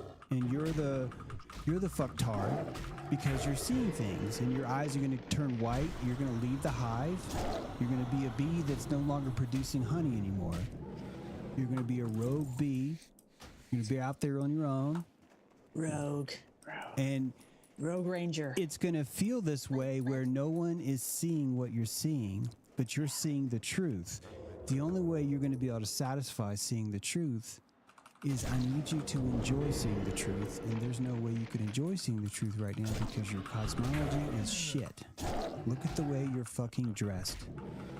Is what I mean, Brad, when you say seeing it perfect. If you want to look into the fucking volcano, if you want to stare directly into the sun, I need you to have the right posture. If you can have the right posture, it's going to melt your face in a good way. There's good melt your face, and there's bad melt your face. We want the good melt your face. You're right? you're not wrong. It's the only way out. Yeah, and the It autists really is. the autists are showing you that. And honestly, if you think about because the spectrum is a jagged pit of hell, guys. The stuff we're talking about is the good autism. And there's a spectrum of hell that is with this that is just quite untenable. And I think that untenability happens through the lack of witness. See, if society knew that all of us are Manny faces, then the autist would suddenly feel seen, because when they're looking at someone, they're seeing a terrible Versapellis, a terrible face. And that terrible face is real, but no one else can see it because there's other masks on top of it. And so the autist is the first person that showed the world, hey, here's a new word, it's called masking. And society's like, well, no, you guys are the ones masking. The autists are the ones masking. It couldn't be us because we're fucking society. Am I right? Am I right? That's right, society. High five. Sanity check. And everyone goes around going, yep, we're not masking, it's those fuckers. So it makes it harder for them. The same way when I see my friend posting paranoid thoughts, I know that she's seeing the truth. I know that. This is not me even pretending. I'm not making this shit up. I know she's seeing the truth. And so I have to go in and delicately try and affirm that, because I think that's truly the only solution to the schizophrenia, i.e. the only solution to the autist, is co-opting witness, saying, yeah, you're probably seeing shit that's like the shield faces. All the paranoia that you're seeing is not because they're evil, I would say to my friend. The paranoia you're seeing is because there's a real live inflammation of their terror, your terror. All these things are there in the room, and you're seeing the entire auric magnetic field of it. And you're trying to see that when every single person fucking around you is pretending that it's not there. I didn't say they can't see it. I'm literally telling you they are suppressing every note that aura says, except for the very top one that's wearing jewelry or clothes or shoes or shirts or has a task, right? That as long as there's a button, as long as there's a piece of thread with a button, it shows a rational thought. Well, you get what I mean. It's that's the masking. Dixie. There, I was just gonna say, every autist probably needs a schizophrenic, and every schizophrenic probably needs an autist, because they're never gonna gaslight each other. Yeah. And you know what everybody needs is an Apaka playlist. Get your spin doctors from James Jaru. Hey everybody, we have reached the end of the show. Like and subscribe, share with your friends. Everyone, great having you here on this turtle tour. Really enjoyed it. Great turtle tour ride. Absolutely. Yeah. Thank you. Yeah. Yeah, we're pulling into Green port. room. Everybody stay in the green room after we leave, please. Thank you very much. Goodbye, everyone.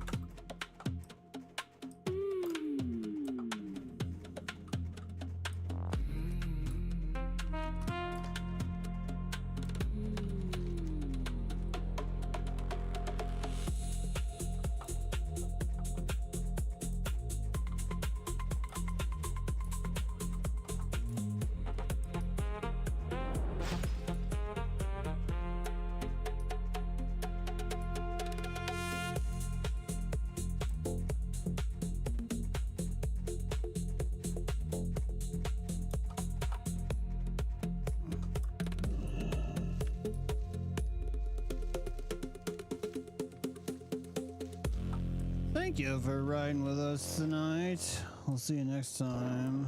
Appreciate y'all. Let's see, there's The there, vocals, the and there's range. this. Yeah. It's the same thing. I Hello? play Oh,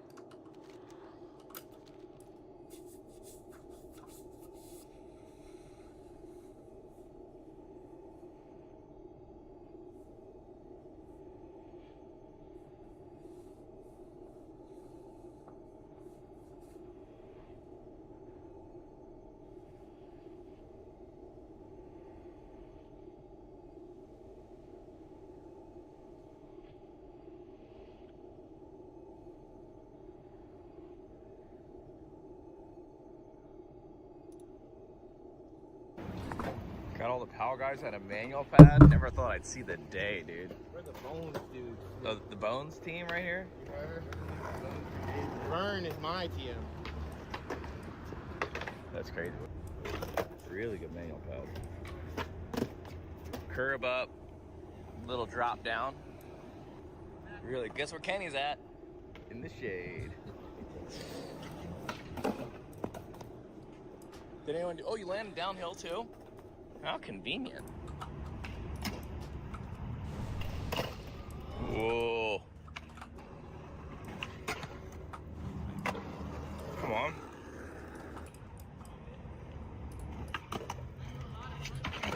Oh, yeah.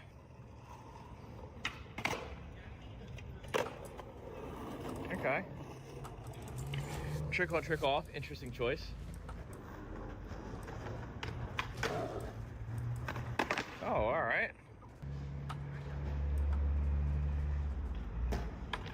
Manual pad's definitely on the shorter side, which makes it a bit harder for any sort of trick in, trick out, but also makes it way cooler for trick in, trick out. Oh my god. Oh, get in there, dude.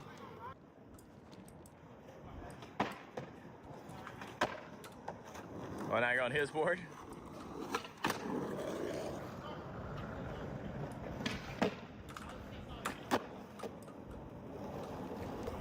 Started me with a good time.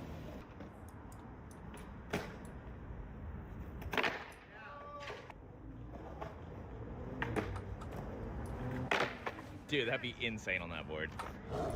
Yeah, this is a good 180 manual pad spot.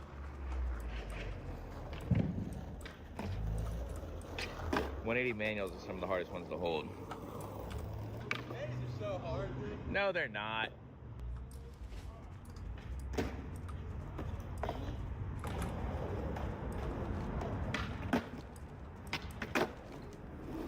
Loading dock never stood a chance, dude. Reminds me of the days of being behind the Salvation Army and skidding the loading dock around where I grew up. Except for our loading dock was a lot bigger than this. Derek really needs to step it up, dude. It's crazy.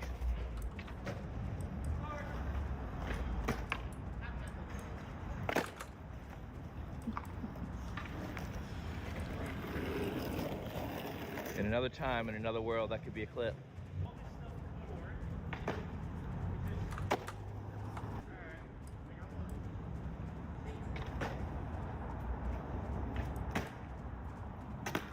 Damn.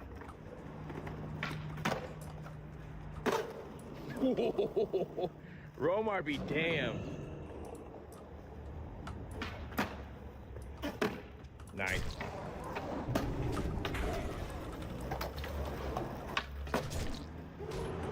Oh, no comply finger flip? Oh, I didn't see it. I think a shove out of almost any manual trick is such a cop out. Unless it's off a decent drop, it's you might as well not shove out. Big spin out's a real trick, yeah. Oh, what's that? If you pop. If you do a pop, you fake your front shove, I think. That's kind of cool. Kind of cool. Really? I just think the fakey big spin out is too. Yeah, I think fakey big spin's a trick. Fakey shove it out is, I think, filler. Because, like, when in doubt, shove it out. Like, no spin on ollie shoves, I've never seen one that I liked. Like also, Well, that's a little kid trick, though. Yeah, for sure. You know, if you're not scraping, you're not trying hard enough, Vic. Can't be setting it down. There we go.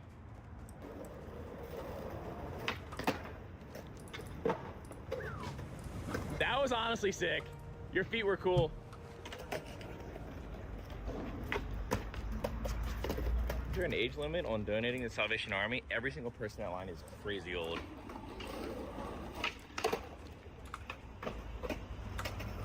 Yes. Where's the youth trying to give away their clothes, dude? But honestly, I'm sure the young kids are rejoicing because they know they're getting some crazy old picks. Old people probably do donate the best clothing.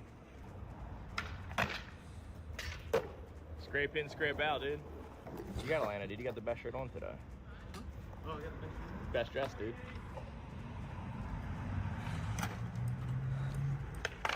Actually, that might be best dress. Got my share gear. This is my Vic outfit. You know what I'm saying?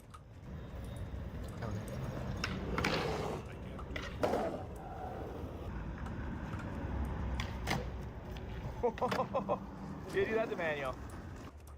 The fakey half cab late body barrel back thingy to switch manual, I think would be cool.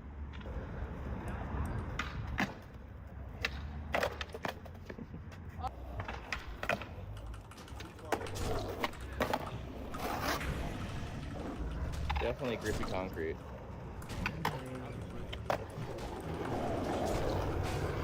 Yes, sir.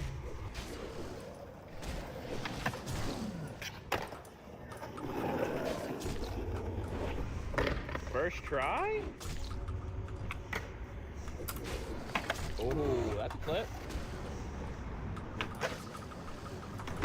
Brother. Yeah, I like that trick a lot.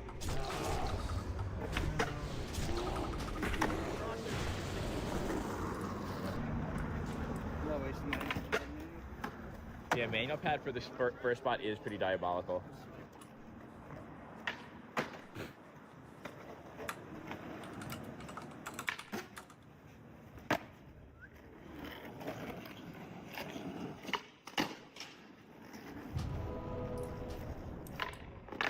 Bro, you taught him that?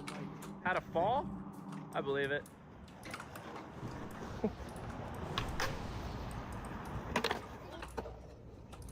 Yeah. This dude shows up. He's like, you guys kick out the property. Immediately picks up his phone and calls the cops. So funny. Like, it gives no time, just immediately calls the cops. Dude, people are funny. Oh, he's giving descriptions of us. I just heard him say, yeah, one of them's in a black shirt and tan pants. Dude, it's so funny. Like, just be like, hey, can you guys leave? And then we'll leave. If not, get off the property and call the cops. So we're at some library. This is definitely where it's at. This guy has a ton of spots in there. Just gotta find the one that's waxed. Probably the one that's gonna be in the shade. Looks very easy to hop. Oh, kind of a cool flat bar. Like the gap between the top rail and the bottom rail is pretty big. Pretty easy to get around. So it has these quick little edges that I'm surprised aren't waxed up, but main attraction, curve ledge. Decent curve ledge, pretty tall. Very good. But look at the ledge on top, that's sick. A little wally ledge. Do a trick up, slappy grind thing on the wally ledge to manual or something. Look at this, tile. Definitely a tall ledge though. Really buttered up, it is that tall. That helps. What are these made out of? Oh yeah, these will grind. These are like good. You can grind it over the bench. And then these wooden benches, are they movable? Yeah, wooden benches are movable. And then absolutely nothing around the back. There you go. If you ever come to this spot, it saves you some time. Yeah. They're all saying it's a Derek size ledge, but much like Derek's liquor, you can't hold it. He's not a grind holder. Spencer isn't either. This is a Kenny spot, dude. Kenny learned how to max out his 50/50s the other day. I do like that it's slappy accessible. I also like how sharp it is. She goes, huh? Oh yeah, just stand up on that bad boy. You're going. Sick, dude. I like it.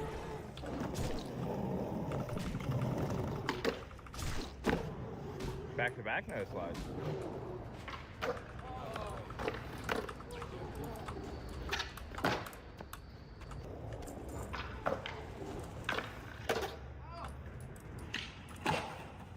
Why can't I slap it through?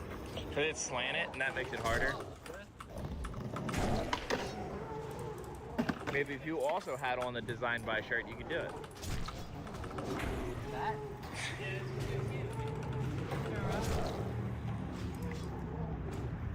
Worst shirt ever, dude.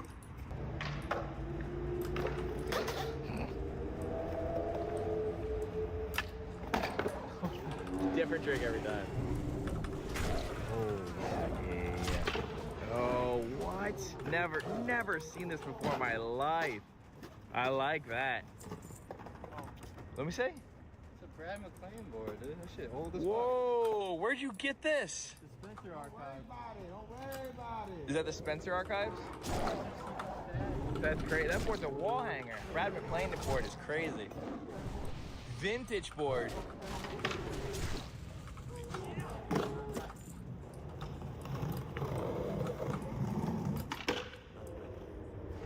You're scared of curve ledges? There's a couple skaters who are scared of curve ledges. Why? What's scary about them?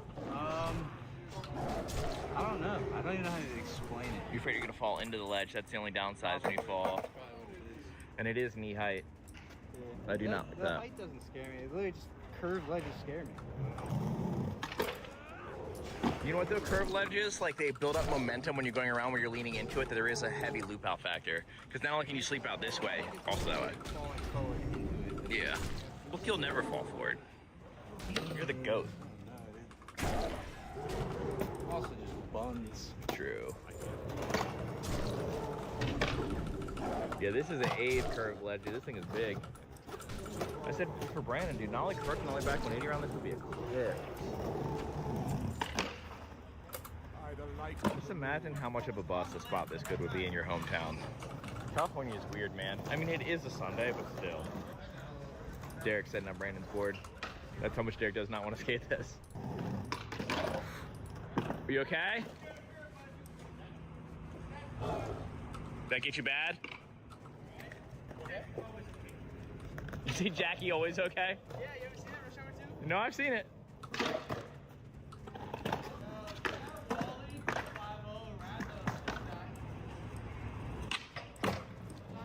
Gap skater. Well, the heart's coming out. The heart's out, dude. That means I'm putting in work. That's when you know, dude. The passion's real. A Lizard King level of passion. What do you call me over here for? What? What? He's about to show you a flex. Oh, I gotta go over there? I'm filming. I'm zoomed. Oh, that's actually cool. Yeah. I thought that was sick.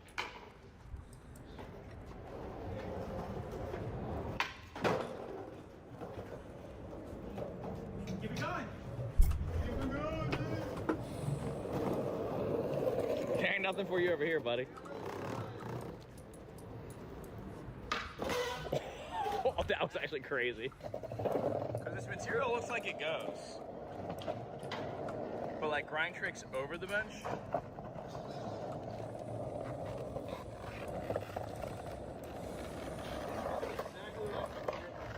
Oh, it looks, you say it looks exactly like you would hurt yourself? Yeah. Or get the sickest clip, dude. Crook over that bench all day. 6 to 8 months of my life. Yeah. Boom! Speaking of which, holy You smoked that into existence, dude. We can move this bench. I want that to happen to you, Derek. We can move this bench. Things just happen to me, dude. Let's move the bench so it makes more sense. It's angled the wrong way. Aaron was trying to have that happen to me. Yeah, I wanted it to happen to Spencer, not you. right? That looked like it was not lit. It wasn't lit. I can move it any way you want. I love how it's like going over the whole thing easy. Trying Going to on land it? Yeah. You know what'd be sick? Wally nose bonk 180. Well, apparently I'll die if I try it. No. Like, just like this for 10 minutes, and then put it down, and if it's like pulsating all crazy, I think I'm you might have a scaphoid fracture. see Because my wrist was broken for like Right a there. year, and I didn't know. You good. That's crazy. We think he hurt his wrist pretty bad though. No. And he's praying on it. Look, I can't even do that, nigga. I think I'm Yeah, but your shit is crooked. Yeah. Yeah, you're straight up ludicrous over here. This is Chet No, Childress. like, you actually need to.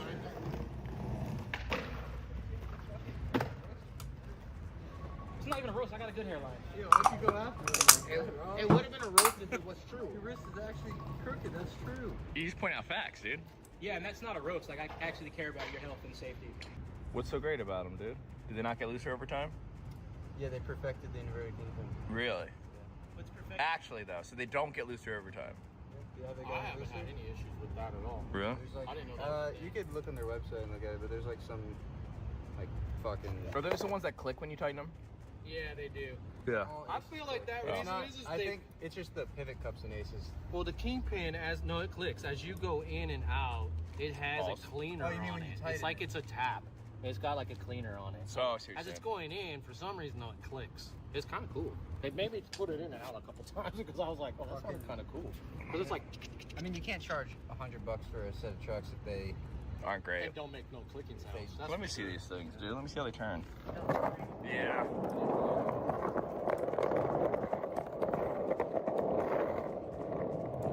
Dang, they actually do not turn as sharp as normal aces, it feels like. No, I had to do a lot to get them to not do that. Interesting. Sometimes it's too hard. They're like, Well, ace, yeah, ace turns crazy sharp. These do not feel crazy sharp. Whoa, these feel kind of almost thunder-esque. This is surprising. Feel how, do you have those trucks too? No, I don't. Feel how those trucks respond and then feel how mine respond. Yours is. Same thing. It's so much more immediate with those.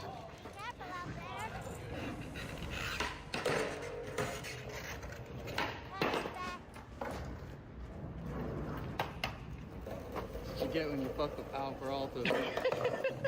That pump's sharper for sure. Best kick level of his life. No, I was gonna say. Independents don't like. 9? Yeah, it's a Why 9. does it fit my feet? Because you have giant clod hoppers. Maybe I need to start skating 9s, dude. No, you can't handle the 9. Maybe you should start skating a 9. Damn. Oh wait, that's a. Oh, never mind. I thought that was your board. It is my board. Just that graphic.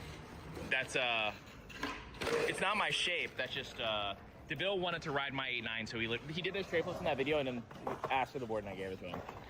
So now I'm riding his board. Yeah. I know, it's gonna fuck up so many of my tricks. Like what? What trick do you think would fuck up? Do a ghetto bird Look. in that. Look, you look at your hand. I got you with yourself, dude. Come on, dude. Well, it's weird, 'cause it's like, I feel like I don't like the 8-6, and I like the 8-5. But also, Maybe the 9. Bigger Well, I've board tried the makes sense. 8-7-5. no. Try the 8-7-5. Skate 8-5 pros.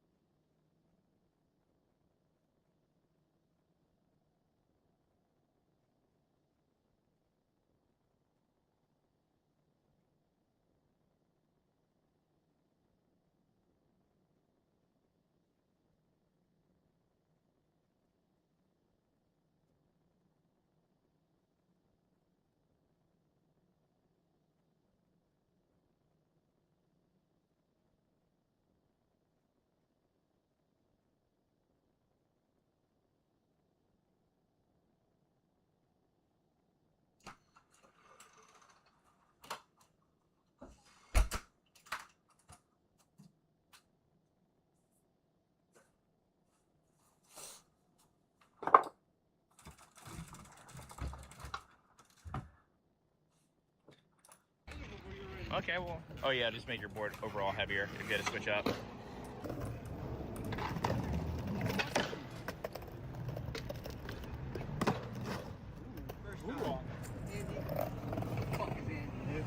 Who needs them? Pal Peralta, Etnies, YouTube in general. The helmet, big helmet. Swatch. Are you gonna try the Derek? You don't have the Derek, dude. Okay. Trash. Oh, he's gonna get you back.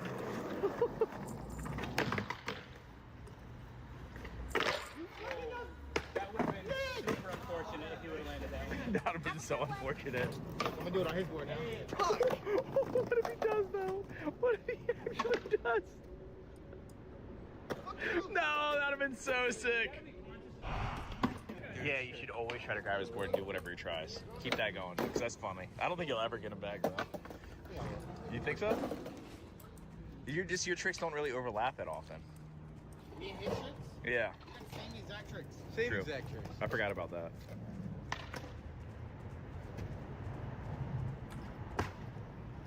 Other than get over, hard flip, trade flip, big flip, You both tray flip. anything nollie. Yeah. Late flip.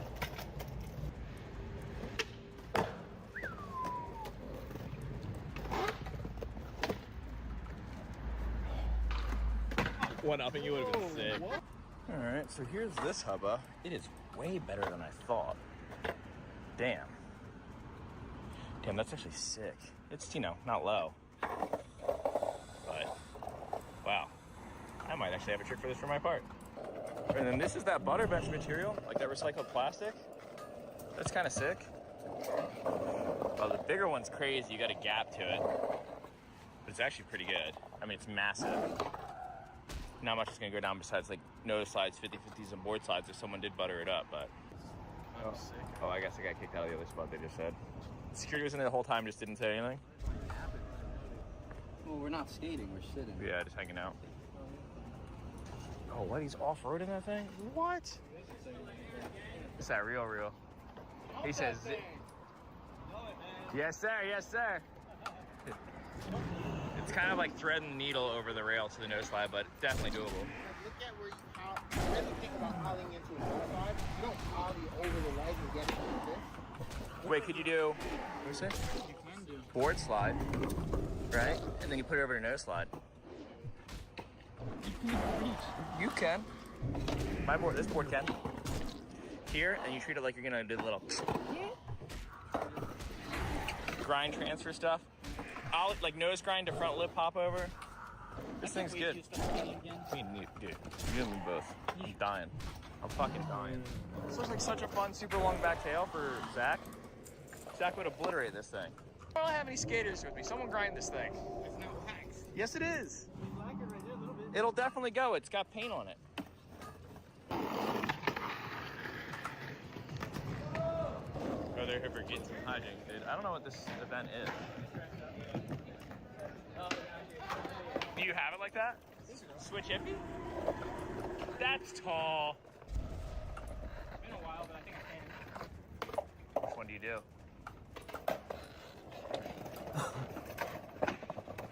First try. First try switch hippie's crazy, dude. That was actually sick. You got it like that? They're the tall boys.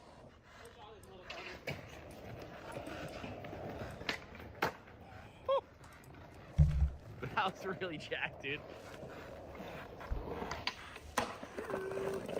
Damn, I've never seen someone deliberately one down someone so hard. I was going so slow. That's tall, dude. That's crazy. Yeah, that is Spencer height. Whole jam would be crazy. The ribs in it, I don't know. Yes. Yes. Yeah, rib for my viewing pleasure. Did it feel like it would work?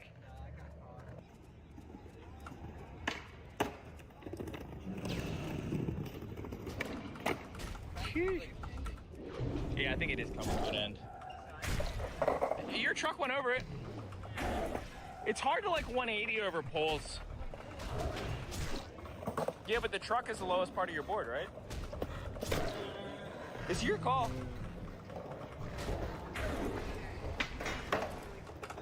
How sick. First try crook. Damn. You could totally wally over that trash can. See what I mean? If you hit this wall, I'm around it. Though last time we tried a wally today, didn't work out so good. He was about to take you out there. That's crazy. Oh, you fully went up the breast. You can see the chunks. It's a little sketchy. Yeah. It's like probably not that smart to try. Yeah, maybe don't try. Oh, you about that life?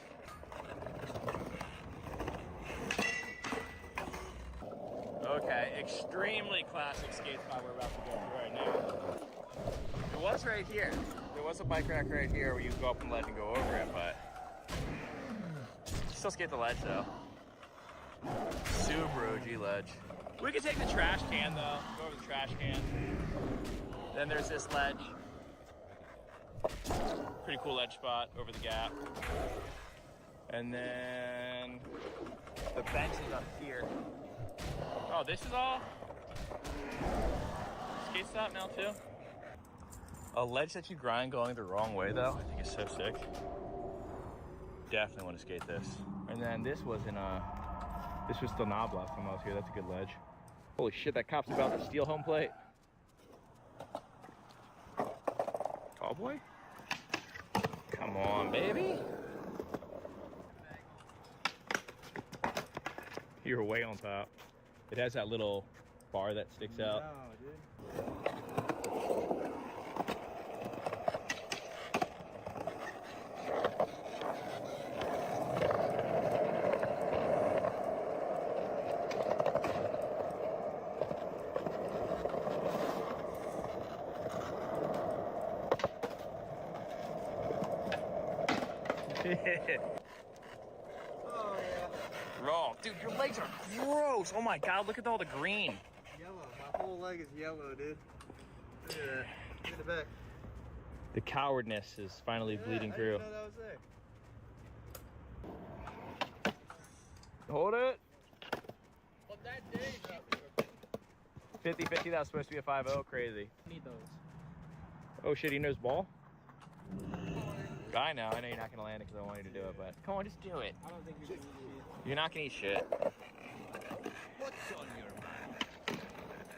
See you soon. Watch your back. Oh shit, are we going somewhere?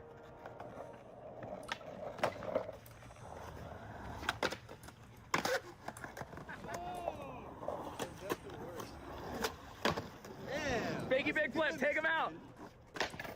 Alright, my fakey big flip is better. You didn't even land it. Well, the attempt was better. Okay. You failed better than he did, sure. Flipped it. That was scary.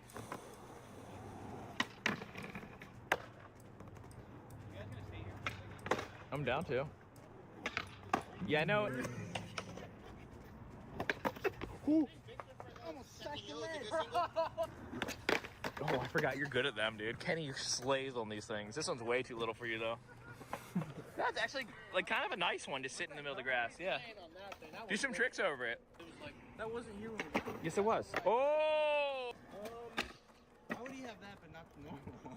Well, for No, he does. No, for a clip. I don't know. I think you guys have some high expectations. You're right. He's falling from B tier, dude. Yeah.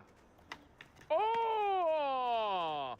If you do that, $50, $50 for Nolly Crook.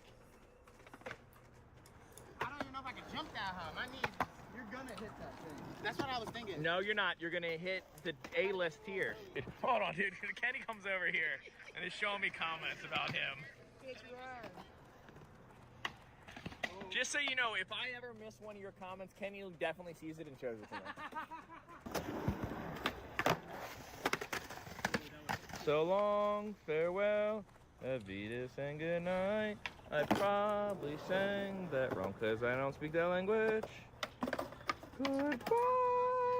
I almost did it today, so I screenshotted the list that you posted last night of places you'll never catch me at.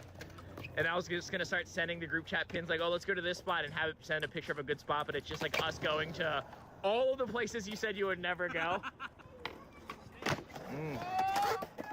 There. Yeah, I'm taking a Red Hot Chili Pepper concert. I'm surprised you didn't have like a, what do they call? What were we at today? A convention? Some sort of anime convention? No, anime, I don't fuck with anime. That shit is boring as hell, but I respect it. Yeah. Oh, get him. Get him. Naruto's crazy. Actually, wait a second.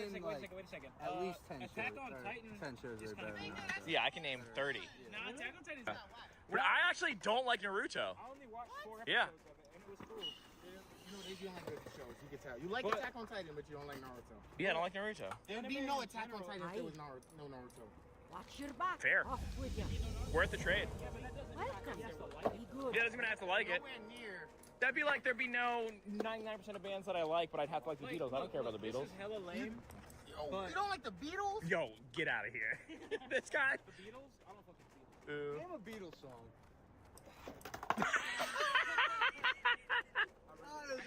Oh, dude. What is it? Okay, name a Black Beatles song.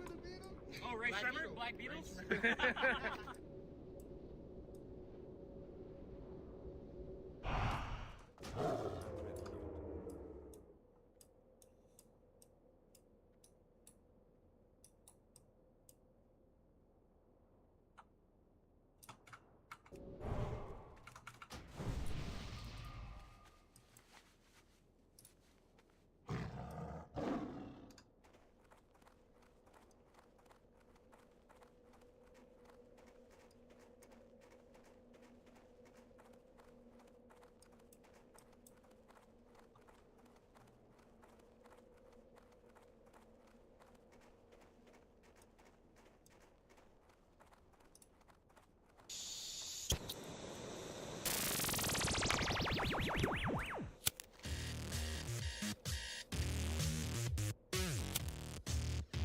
Rasta Jeff, you bad motherfucker.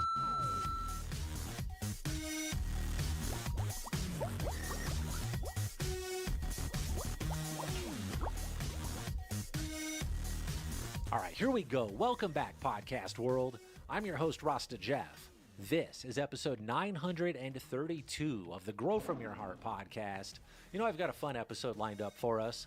Before we get too far, let me announce that there will be a fresh drop and a restock today at 4:20 p.m. Mountain Time at iRead Direct. That's right, make sure you check iRead Direct for a restock and a fresh drop. There will be a restock of Gassafras and a restock of Cushies and Cream, and a bunch of brand new stuff drops today at 4:20 p.m. Mountain Time. That drop does include something brand new called the Gorilla Cock. That is spelled C-A-U-L-K, so don't get yourself carried away.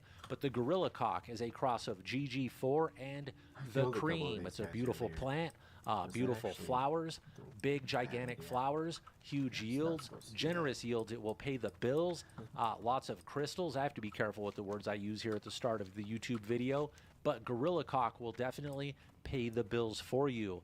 Also available will be Echo 7, that is Han Solo Burger to the Cream. Also Cherry Vanilla Skunk, which is Han Solo Burger and the Cream.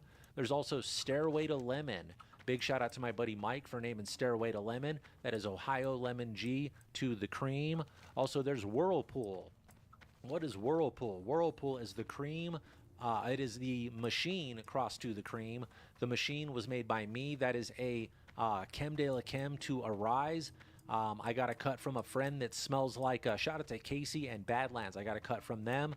It smells like red shop rags, like gas and oil and chemicals, like something you'd find in a car shop or in a welding shop, and you'd pick it up and go, what does that smell? Never do that.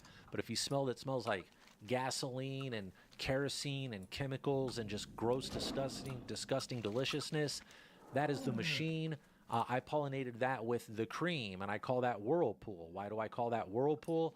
Because it is a washing machine. It's a washer, and I think it'll wash well for you. That is Whirlpool. Then coming up is Julius. Julius is named after a fish song. There's a little bit of irony in there. It's named after a fish song. It is also an orange strain. It's Orangegasm crossed to the Cream. Julius, did not call it Orange Julius. It is simply Julius after the fish song. And then, of course, there is a restock. Oh, there are Cream S1s available. Also a restock of the Gassafras and that Cushies and Cream, and a lot more stuff popping and dropping today, 4:20 p.m. Mountain Time. Make sure you hit iRedirect. You've got to be very careful what I say here at the start of the podcast. I think that covers all of the advertising and the business that I need to do here at the start of the show. Let's segue into everybody's favorite part of the podcast. That, of course, is the question and answer portion of the show. In just a minute, I'll tell you how to get your questions to me. Before we do that, let me read this first question. This one came from somebody called Leroy Jenkins. Leroy Jenkins, since I have read your message here on the podcast, make sure you check your inbox because you've got a coupon code for a free prize from iRedirect. We'll tell you more about how to get those free prizes and how to get these questions to me a little later in the show. This question says, hey, Rasta Jeff, Orangegasm has been one of my favorite strains I've ever smoked. It was my first grow ever that I got as a clone from a local. I'm glad you love the Orangegasm. It's a very popular strain, popular line. Very good medicinal product. It works great for the daytime. A lot of people really love that. One of my favorites. Also one of my best sellers that I've ever made. I'm quite proud of that. It goes on. It says, my question is, with a seed ban coming up, if you guys aren't aware, November 12th or 13th, there's a seed ban coming. It will no longer be legal to ship our favorite seeds across state lines. That will be now an illegal act. So you guys have got to get your seeds before November 12th. I would say order them by like November 1st if you can, because we've got to ship them and they've got to land and get to you. There's going to be a huge ordering happening. So get those seeds ordered, get them soon. Make sure you check the drops at iRedirect is my advice. But where are we now? There's a seed ban coming. And this question says, with the seed ban coming, I've been stocking up on strains that are old school strains and some land races. That is a very good idea. Stock up because it's going to be illegal to ship them in the very near future. It says, how can I tell if these seeds are genuine and I was not ripped off? I tried to stay with more known breeders, but how can I be sure the seed banks don't play a fast one on me? That is a very good question. I'm going to finish up this the question here and we'll answer more of it. It said I had a seed bank that is local to my state. They had a handful of your strains listed that I couldn't find anywhere else, so I bought them. I couldn't find too much about the seed bank either, so that's dangerous already. It says they did show up, but they are not packaged. Oh, so you ordered them, but they're not packaged in your packaging. They're what?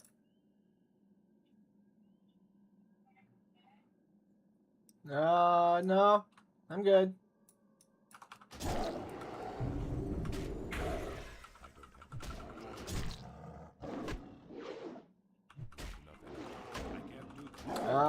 Sure, that'd be awesome.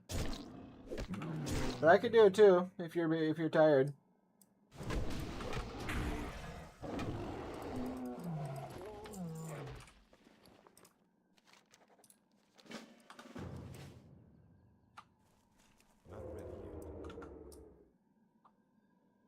Actually, suddenly my ping is real bad. I might need to restart anyway. I can't do that yet. I don't have enough energy.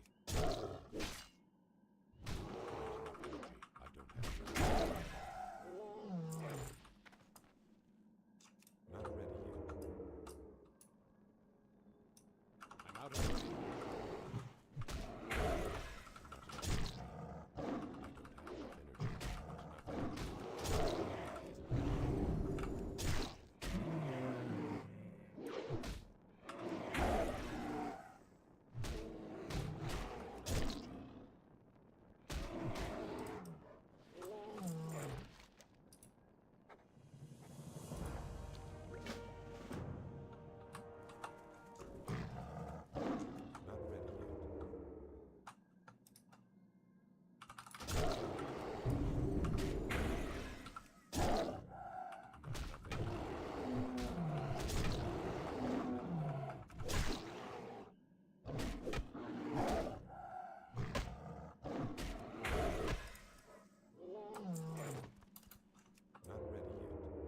in clear discs. He describes the packaging with the strain written on top with the marker. Then he describes the strains he bought. Then he says, take a fat dab and give your mom a hug for me. So that does not sound like my packaging, and that's a big red flag right there. So they're asking, when this person is buying seeds, they want to know how can they be sure that they're buying them from that they're getting the real deal, that they're getting, if they go online and they order Arise seeds, are they actually going to get Arise seeds? How can they be sure of that? The only way to really do that, the best way to do that, I guess, is to order directly from the breeder if you can. If your favorite breeder, it doesn't have to be Irie Genetics, it doesn't have to be me, it could be anybody, but see if your favorite breeder has a website. A lot of the best breeders out there do have a website. You can shop directly through them. It makes it a lot easier. And you're going to get it straight. If it comes from Irie Direct, it's direct from me. Nobody could have swapped that package. It is what it is.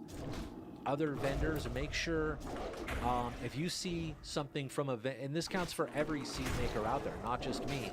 If you see a line at a vendor that you're not sure about, just email the breeder and say, hey, did you give a bunch of seeds or sell a bunch of seeds to this vendor? And maybe they'll be able to tell you, like, yes, I did. They can also say, no, I didn't. And it's still possible for that vendor to have those seeds. I had something happen where I didn't realize a vendor acquired my seeds through a buyout of another company. One website had a bunch of my inventory, another website had a bunch of my inventory. The other website, one website did not have the inventory. Another website was like, hey, I'm failing. This guy bought this website out, consolidated the website inventory to one website, and then someone was like, hey, does this website sell your seeds? And I was like, no. And that guy messaged me, he's like, hey bro, actually I bought all the shit from that other website, so they are legit, and I had to believe him, and I believe it happened. So it's best to maybe contact the breeder and see if they sold seeds or vended seeds to that vendor, because they'll know if they did most of the time. Now, you said that these seeds you bought came in discs with the names written on them. Sometimes I did that if I ran out of packaging, but that's very unlikely that you got those at this time in my business career. That was kind of an older school thing that I did. Maybe what happened is maybe this person, and you said you bought Orange Gasm and Golden Goat. Those are my rarest strains. Those are the hardest to get of anything that I make. Orange Gasm, Lemon Jeffrey, and Golden Goat sell the fastest out of everything. So if anybody was going to dupe you, those would be the things to sell you. Those would be the fakes that they would make the most profit and sell the most quickly. So I hate to say that that's a possibility. Maybe perhaps they got a bulk deal from me and bought like 100 or 1,000 of those seeds, and maybe they pieced them out into smaller packages themselves, but that is highly unlikely because I didn't sell a lot of bulk of those. So I can't guarantee that those are legit or not. The question is, how can I tell if these seeds are genuine and I wasn't ripped off? Buy them from a reputable vendor. Hopefully you can get them from the breeder. You've already got them. So now let's look at the packaging. Does the packaging look legit? A lot of the more modern, reliable breeders have good packaging. Honestly, my packaging is more archaic than most of the guys out there. I don't want to charge you the extra $5 to fold up a package and give you some fancy box. My shit is affordable. That's the idea. Get you the seeds. Like, I hate it when I'm going to ramble. I hate it when I go to the dispensary and some brands, you buy a gram of concentrates and you get a box, and you open the box and there's another little box inside of there wrapped in fucking tissue paper. So the first thing I do, I throw the outer box away, throw some tissue paper away. Now I have to unscrew this one, and there's another thing inside. It's like a fucking Russian doll of packaging. Charge me $4 less and give me a little bubble with the fucking strain written on it. That's all I need. That's what I try to do with my seeds. You guys, it feels cool to open 7 different fucking layers, but you're gonna throw all that away. That's all gonna go in a landfill. I had to pay for it. You're gonna throw it away. I gotta charge you for it. Let's just not charge you $7 extra per fucking package of seeds. But look at the packaging. Does it look familiar like all of the other packs from that brand, from that breeder? Maybe send a picture of it to that breeder. Click a pic and say, hey, is this your packaging? I'll recognize my handwriting. If I scribbled on there, Orange Gasm, I'll recognize that. That'll be in my handwriting.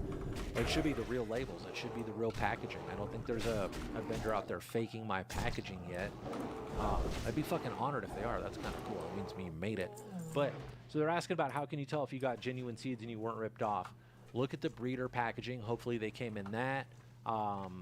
If not, I don't know how else to tell you, man. Grow them and compare them with notes from other growers, but that's the hardest way to do it. My advice would be to back up and instead of already having bought the seeds, do the research on the breeder, find the lines you want, contact the breeder, see if they're available. If they're not available through the breeder, find a vendor that the breeder recommends through their website. My website's got, it needs to be updated, but my website has a list of vendors that should or would carry my seeds. Just come through me now, it's much easier. But go to the breeder, then check their vendors, and then vet those vendors. Just go to, you can go to other websites, like you can use other forums to see if those websites that's shipping beans are legit or not.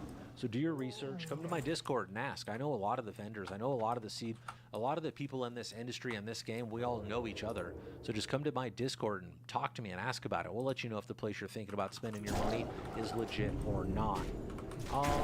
Had a seed bank that's local. They had a handful of my stuff. It's hard to tell if that's mine or not. Like I said, they could have bought a bulk deal of my stuff and pieced it out. I highly doubt that that's what happened. I don't want to tell you that you probably got duped on those seeds, but send me a picture of the packaging. Send me a picture of the handwriting. I probably couldn't recognize the seeds. That sounds silly to think I could, but send me pictures, ask me more questions. I'll follow up, let you know what I think you've got. Other than that, my buddy Leroy Jenkins, make sure you check your inbox because you've got a coupon code for a free gift at Irie Direct. Ladies and gentlemen, you're probably wondering, how do you get that free gift? How do you get those free prizes? It's easy enough. Send me a question. If I read your question here on the website, I will send you a coupon code for a free prize from Irie Direct. I have to be very careful what I say because of YouTube, but Irie Genetics is the place where the questions can be sent. All right, let's keep this party moving. This one came from somebody called Galaxy Solutions. They spelled it crazy, made me think I had a problem. I can read, I promise. This one says, oh, Galaxy, check your inbox, free prize. It says, I had a Bruce banner and a Gorilla Skittles growing. Sounds good so far. The banner hermed and seeded my grow. That's not good. I just realized I was reading this question like Alex from Story Wars. Question number 2. I had a Bruce banner and Gorilla Skittles growing. The banner hermed and seeded my grow. My issue is the seeds produced about 50% autos. Where did the auto genes come from? Neither plant was an auto. What happened? I don't know why I read it like Alex Scarlato from Story Wars. It was instinctual. That happened. So this dude grew 2 strains. One of them went herm. The Bruce banner went intersex on them, which means it was thought it was a female plant. Something stressed or triggered that plant to throw male anthers. It threw male pollen sacs. Those they were intersex pollen sacs, I guess. It produced male parts. Those male parts threw pollen. That pollen pollinated the other plant in the room. Seeds happened. Not surprising, that's what works out. It says the seeds produced about 50% autoflowers. Where did those genes come from? Neither plant was an auto. What the fuck happened? That's a really good question. I understand what happened. I think. I don't know exactly what happened. So plant A and plant B, neither one of those are autoflowers that we know of. One hermed. So not autoflowers. You got 2 photoperiod plants. They don't autoflower on you. When they bred, an autoflower came out of that. How did that happen? That means that there was a double recessive trait unlocked. So it was a recessive trait of autoflower somewhere on this side and a recessive trait of autoflower somewhere on this side. And when they locked up, when they bred, the double recessive unlocked the autoflower. That's how you unlock the recessive trait. It wasn't a dominant trait because we didn't see it in either plant. We grew this one, we grew this one, no autoflower. When they bred together, we produced a trait that we haven't seen in these plants. That means that most likely what happened here genetically, in my estimation and my understanding, is that was a recessive trait that was hidden in this one. Recessive. We put the double recessive together. It became not a dominant, but it became a present trait. It popped out in the offspring in some of the progeny as a dominant trait. So that's what happened, bro. You unlocked a double recessive. That's basic genetics on I think that's what happened. I can't explain that any other way. This plant was secretly an asshole, and this plant was secretly an asshole. They just it didn't express it. And when you bred them, the kids were true assholes. It's kind of the way that I can put that out there. That's the fucking, I don't know, that's the easiest way. It was a double recessive trait. The little small A for autoflower was hidden in both of those genes and both of those gene codes, and you just didn't see it. It didn't present. And then once you bred them together, the 2 little A's came together, and they became a big capital A in the offspring. That's the easiest way for me to explain it, dude. So it makes complete sense to me. It's not a surprise. Somewhere along the line, there's autoflower recessive traits in that breeding. One of the grandparents, because now you're unlocking traits from a grandparent somewhere, probably is what happened.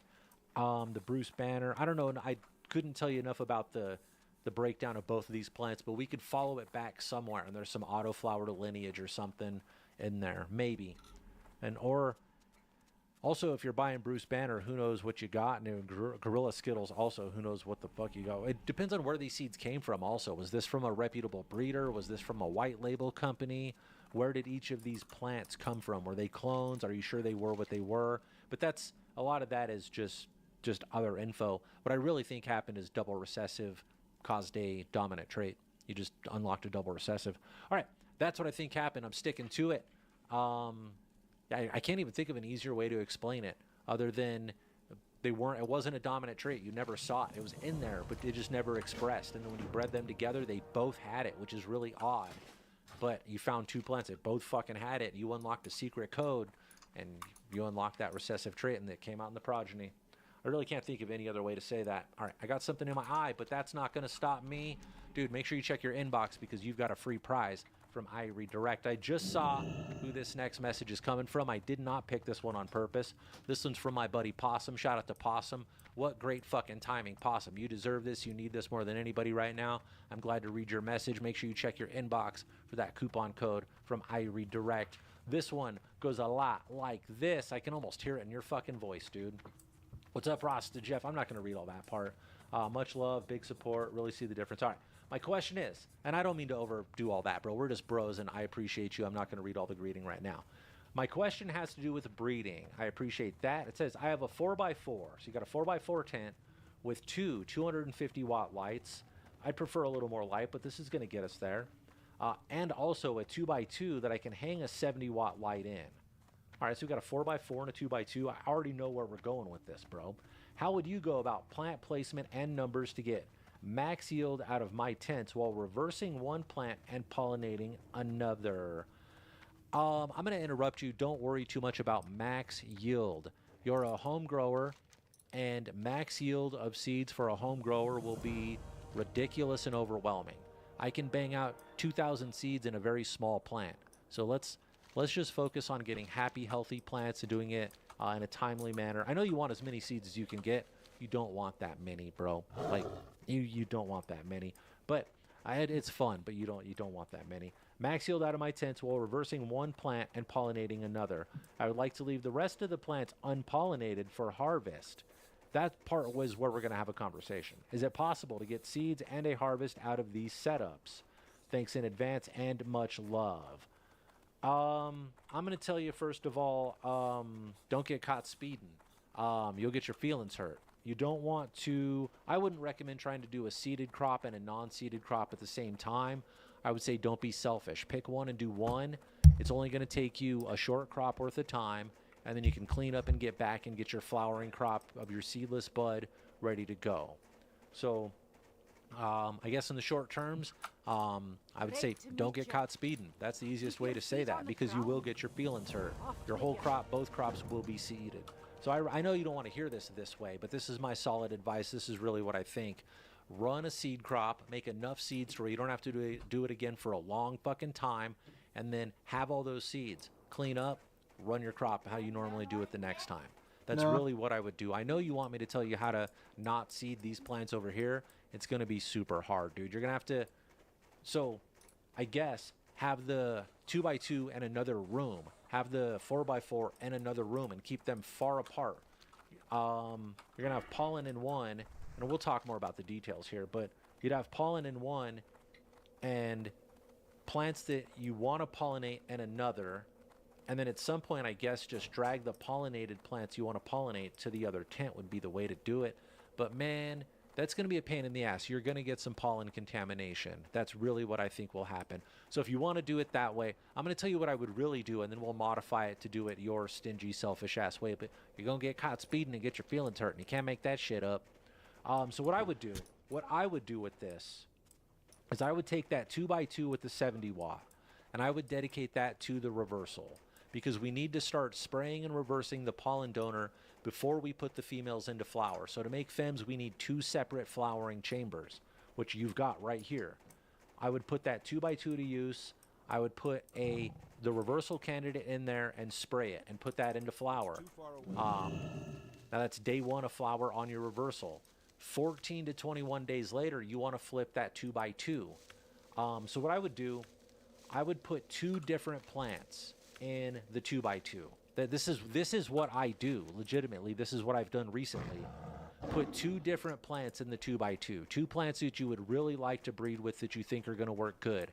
Have a main idea and a backup plan. And we're going to treat both of these plants with whichever product you choose. If it's the silver thiosulfate or maybe it's the Elite X Elite, let's treat both of these plants the exact same. One of them is going to show you that it reversed better than the other. When you see one that you like reversing, the main one, if it's reversing, go ahead and cut down that second one and get rid of it. I just want to make sure we get a reversal out of this and we get a plant that's going to make us some pollen. I do 2 plants to have a backup plan because sometimes shit does not reverse properly. So I would reverse 2. As soon as you start seeing them reverse and seeing male plants, male pollen sacs, male anthers, pollen parts start popping up, then I would cull the second plant. If the first one doesn't look like it's doing it, cull that bad bitch. So we got our flower chamber, the 2x2. Put 2 different cuts in there, spray them, put them into flower. As soon as you see them starting to reverse, put the other tent into flower. Now we got a 4x4. You could do a few things over here. You said you want to make maximum yield. I would do 3-gallon pots, and I would do like maybe 9 of them crammed in there kind of tight. I know that sounds crazy, but 9 of them in 3-gallon pots is going to be pretty good in a 4x4. You could do more. You can do 16 if you really want to. Don't veg them very big. Veg them, what is that, 10 inches, 12 inches? Veg them that big and flip them. Put a stick in the middle there to support them up. Just have 16 fucking 3-gallon pots in that 4x4. Veg them real quick. Turn them and burn them if you want to do them that way, because you're going to make a lot of seeds. Little plants are going to make a lot of seeds. So you got 2 pollen donors over here. You're going to select one when the time is right. You got somewhere between 9 and 16 3-gallon pots in the other one. Or I would do 9 and 16 because for the amount of pollen you've got, that's enough plant material. Like, you don't want to have too many plants in there and not have enough pollen to hit everybody. So I think 9 to 16 3-gallon pots, veg them till they're about a foot tall, flip them. 14 to 21 days after you flipped this, then approximately, and these are approximate numbers, day 26 to day 32-ish, your pollen donors in flower are going to be ready to give these bitches pollen. So put this into flower, put these into flower, and wait. When the girl plants look like they've got, you guys call them the dandelions or the hairs. When the hairs are nice and thick, when the dandelions have puffed up on all the girls and the pollen donors look like you'll start seeing pollen looking like it wants to come out. The sacs will start opening. They'll turn purple and start popping. That's when it's time to take that reversal and put it in there and give it a good shake and start pollinating all of your girls. So that's how I would do it with the numbers and how I would go about it. How would you go about plant placement and numbers? I would do 2 plants in here, and then I like the OCD grid of either 3x3 to make 9 or 4x4 to make 16. Any more than that's going to get hectic in here on a 4x4. I wouldn't do more than that. And these are going to be little plants. They're only going to be vegging for a few weeks, a couple of weeks. Honestly, get them in there and get the pollen donors reversed right away and let those other plants veg for that 2 weeks. They're going to overgrow what you think they're going to do. They're going to get ahead of you. So that's plant placement and numbers. 3x3 grid, 4x4 grid, max yield out of my tents. You're going to make so many fucking seeds this way, dude. You can make a lot of seeds. You can make, in a 3-gallon pot with a plant veg just about knee high to me, I pull about 2,000 seeds per plant. And I'm not joking. I'm giving you fucking details here. So you're going to make a lot of fucking seeds, bro. And then, is it possible to get seeds and harvest out of these setups? Or, yeah, seeds and a harvest. Thanks in advance. So the way I wrote down, you're going to pollinate everything. That's what I said. I wrote do 2 grows and stop being selfish. But you can do it if you really insist on fucking speeding and getting your feelings hurt. You can, like I said earlier, keep the 2 tents far apart. as far as possible. Pollen's going to get into you got long, I know this dude's got long hair, and your girl's got dreadlocks. Pollen's going to move around that way. It's small, it's microscopic. Filtration's going to be a real bitch. But get that pollen donor plant as far away as you can from the non-seeded plants. And then get that pollen donor going. And then get this room into flower. I'm thinking about how to do this. So we got pollen going. We got these bitches into flower. Grab the plant you want to pollinate from that room and drag it to the other. You can't. There's no room, dude. No, it's not going to work, man. It's not going to work, dude. You can put one plant in there. So if you want to pollinate one fucking plant, drag it over there, put it in with that girl when you think it's time, with that dude, and let it go. And you can make one cross with that. And I think you're accidentally going to pollinate the rest of this tent over here. So I would just say, fuck it, dude. I would bite the bullet and pollinate the whole thing. Why not? It's an 8-week run from pollen. Well, it's going to be 10 weeks over here. It's 8 weeks. It's a 10-week flowering run, essentially. You're going to make so many seeds. I know how many seeds you buy. I'm fucking myself big by telling you how to do this. I know how many seeds you buy.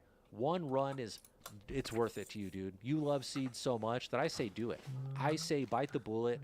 And I know that you've gotten into a rhythm to where you finally got your ganja coming in.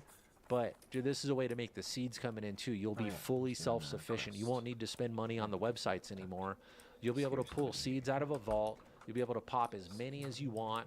If you kill a few, that's fine, because you just made thousands of them. You can let them grow, and you can go ugly, ugly, best one, favorite. You can pick and choose. You can kick them over. You can throw them out. You'll have so much fun with it, dude. As long as you can cover that smoke need for that time period, I say fucking do it, man. And I think you can do it. I think you can get ahead of, you got to get ahead of the grow. But I think you can get ahead of the grow enough to actually have enough medicine to supply you and what you need. And then I think you can make your own seeds. Now keep this in mind. You can dry and cure these plants. And you can hand fucking pull the seeds out of them as you roll up your own joints. I know people that do that. It seems tedious and it's crazy. You'll have one crop that you can smoke that's filled with seeds. There's nothing stopping you from chopping these down, drying them and curing them, and then as you fucking pull your nugs out, just grind it up over a tray. There's your seeds, there's your smoke. It sucks. The smoke isn't going to be the same. Something's different when you pollinate it. It smokes differently. Sometimes I enjoy it. Some plants it's not as good. Sometimes it gives it a fuller bodied buzz.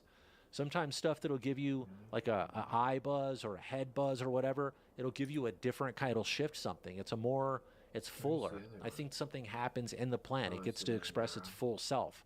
So sometimes smoking that seeded flower is not the worst thing in the world. That's also an option.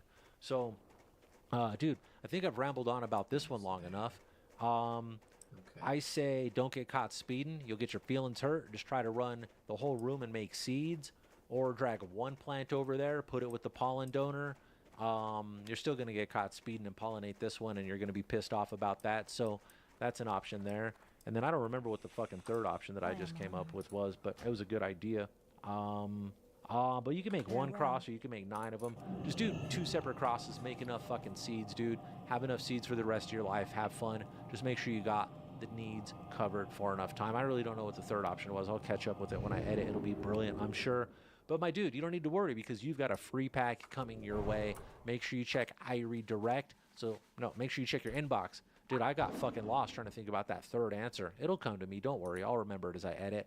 But make sure you check your inbox, dude, because you've got a code for a free pack from iRedirect. I'm also trying to be careful not to say too many things that the YouTube will strike us down for. All right, I got one more question here in front of me. This one also came from that Grow Help tab over there at that one spot. This one came from somebody who wants to be called Shay. Shout out to my new friend Shay. I'm trying to get these papers unstuck here. There we go. I know what I'm doing today. I had one little hiccup and it threw everything off. All right, this one says, hey, Rasta Jeff, thank you for answering these breeding questions. They are super helpful. It's all about getting to the breeding right now because I know you guys need to make your own beans because things are about to get weird. It says, today I was wondering about making a back cross seed line. This is a very good question. I have heard for the initial outcross, it is best to use a very different strain in order to bring vigor to a line. Is this true? If my goal is to retain the funk and smell of a strain, shouldn't I use something with similar terps in the initial cross? No. That sounds like a good idea is to use something with similar terps, but that is very counterintuitive in my opinion. Let me back up and talk a little bit about back crosses, and then I'll explain to you why my theory is the way that it is. A back cross. What's a back cross? When we are breeding, most of the time we are going forward with breeding. We're taking plant A, plant B that are non-related. We breed them together. We make seeds. The next step from there is to find a good male and a good female out of that and breed those together to make the further filial generations. We breed forward. Now, if we were to take any of those forward-made seeds and breed them backwards down the number line to another parent from previous in the generations, that is, we went backwards. The key line there is backwards. That is a back cross. There are a few reasons why people do this. A lot of times I do it, not a lot of times, the reason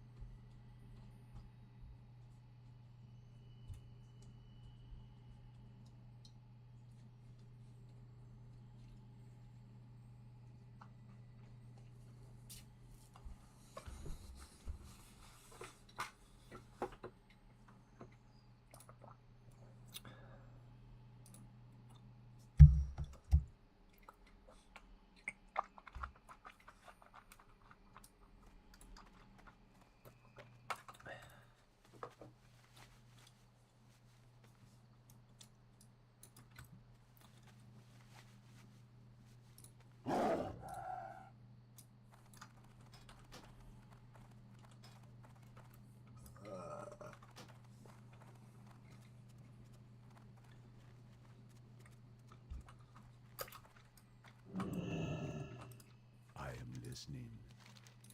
Asha Fela. Goodbye, dear novice.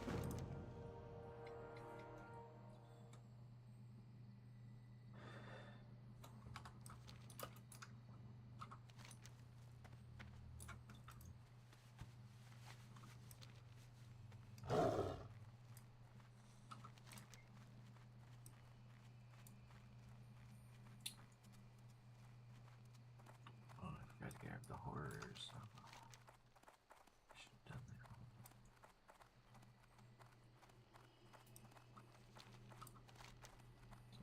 Oh, that's just that. Oh, do that again. Probably turned it in. Just got a few of these. I shouldn't have sold my first 10. I don't know why I did that. I just thought they were worth quite a bit. Figured I'd find more. I have not found a whole stack yet, huh? Aw, dang. That would have been nice to turn in.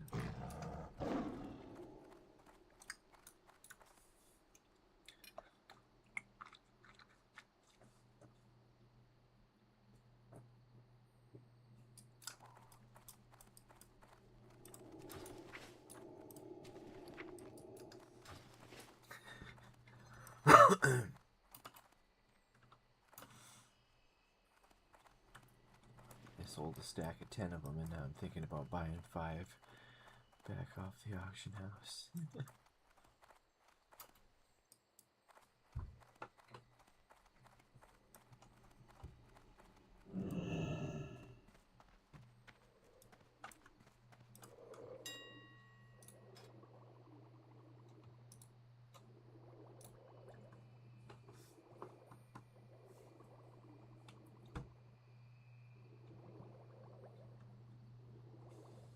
Should I buy it? No.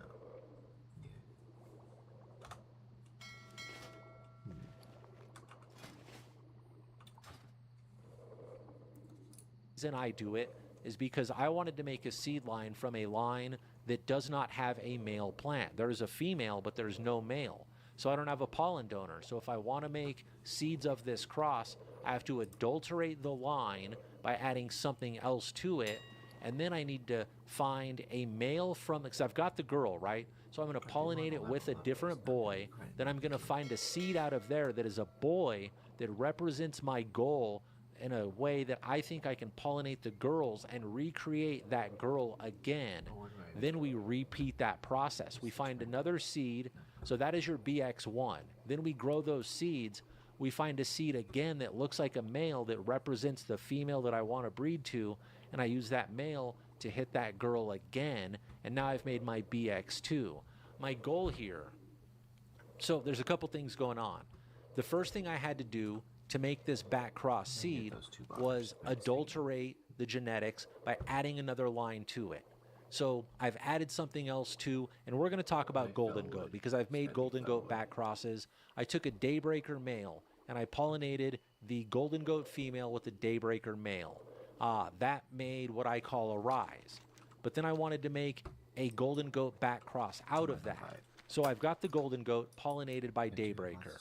Why does that make a good... I'm going to touch on a lot of things here kind of in a clusterfuck, but it's all going to make sense. Why was the Daybreaker a good candidate to make a back cross to the Golden Goat?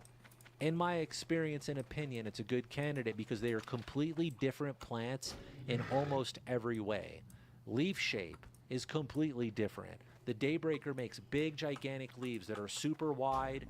You could fucking camp under those leaves. You could build a canopy. You could make a boat out of these leaves. If you're rolling Canagars, Daybreaker is your leaf, dude. These things were bigger than my head. You could make a hammock out of these fucking leaves.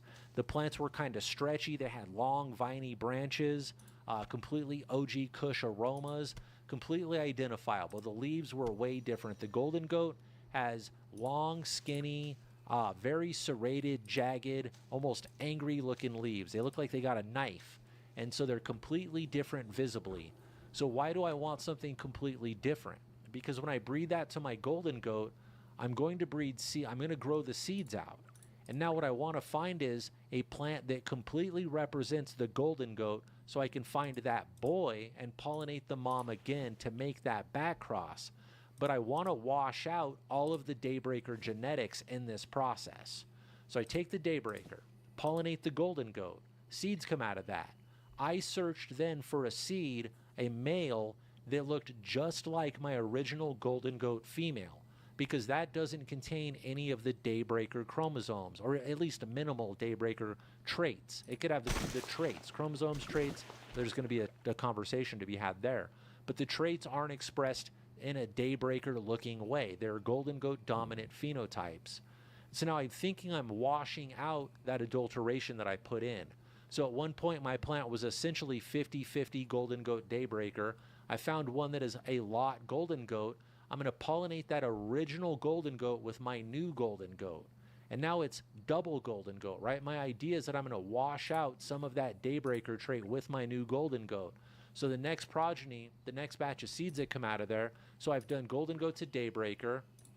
That's just an F1. But I took that F1 and pollinated the golden goat again. That is now a BX1, a back cross one, a first generation back cross. I'm going to find one that looks like the golden goat, and I'm going to keep doing that and hitting the female, the original golden goat, every time and going back cross. The idea is to wash out that Daybreaker trait every time to get it a little bit more golden goat. Now, my prediction, my ideal worked very well, because the very first generation of those golden goat back crosses are beautiful. There's a very high percentage of phenotypes that represent the original golden goat mother in that original back cross crossing. I should do it again, but it's almost not even necessary. If I did it again, it would lock it in like crazy. Most of the time, I don't have the chart in front of me. Most of the time, your back cross comes out, it's like a 70%. Hey, how's it going? Great. How are you? Doing good. Sweet. Yep. Yeah. Just got my priest level 18 there. Oh, very nice. Should I hop on my mage? Yeah, I'm down to do some dead mines. That'd be awesome. Just training 18. And was probably gonna go to Westfall and just kill boars or something that I can skin. So I was doing the Whelpling quest in Redshire, and I noticed I couldn't skin them. I was too low level. Skin them. Dang. Yeah. That's too bad. That was pretty sad. Yeah. I thought I was skinning lots of things, but I guess not enough. I was leaving it all to you. I wasn't even skinning half of it. Like I coulda.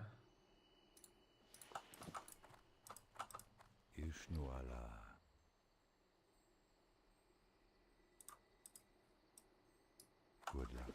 I'm getting pretty close to 56 now. Whoa, nice. Yeah. Starting to smell the Burning Crusade around the corner. Yeah, I am. I really want to get into that now. I decided not to worry about dungeons. Just questing should get me there, I think. Get your elite mount soon. Yeah. Pack mount. Right. Do you know how much that costs? No, I have no idea. Hopefully it's less than 1,000. But it might be 1,000. I've got over half, just a little bit over half of it there. Nice. Yeah. But if it's like 500, that would be sweet. I could get it right away.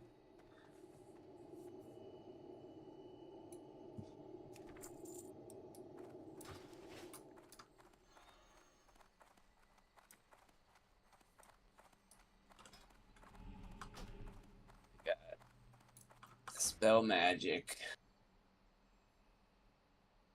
Powered shield, star shards too.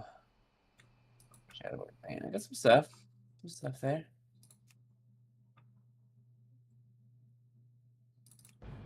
Nice. Yeah.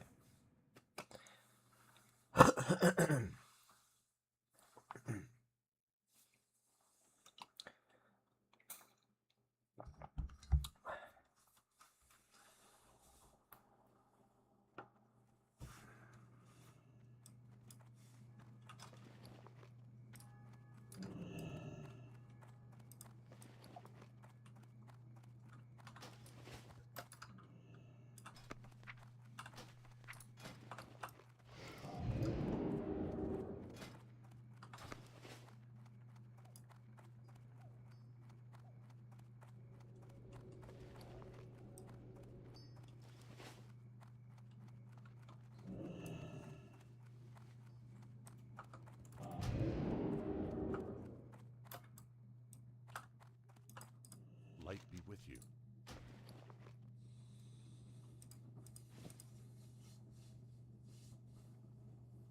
Okay, I've got myself trained up. Nice.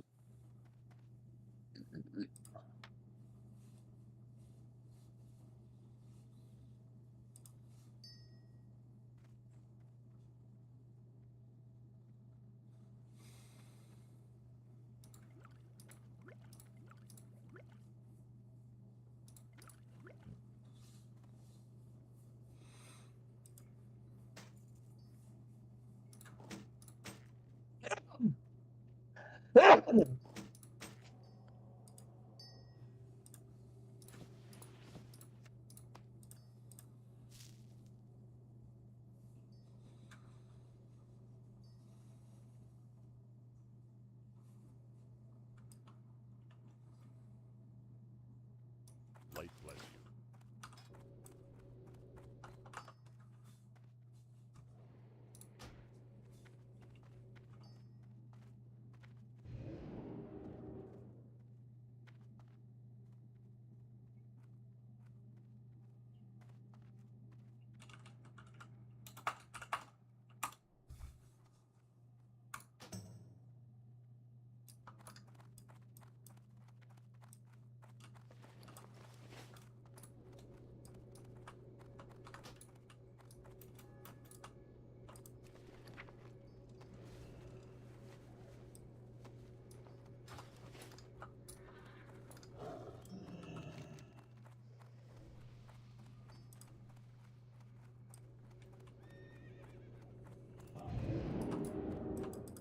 I supply only the finest goods.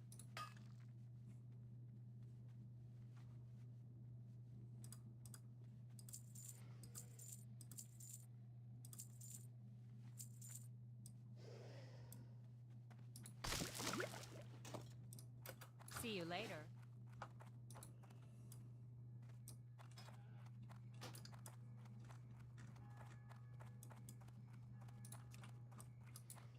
Be right back. Flying to Westfall now. Alright. Should I find a group? I think so. Cool. Yeah, let's do it. When?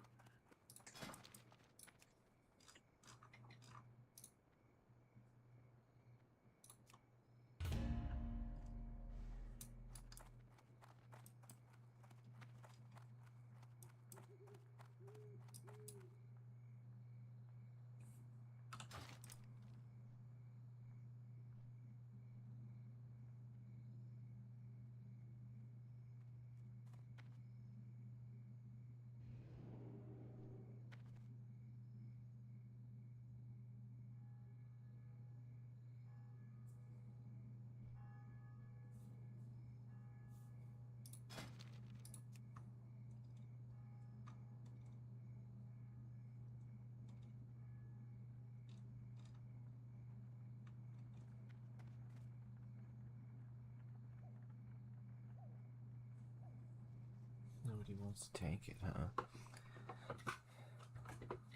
Not sure if I should even fly out there yet. So we might end up questing somewhere else. So we could go over here.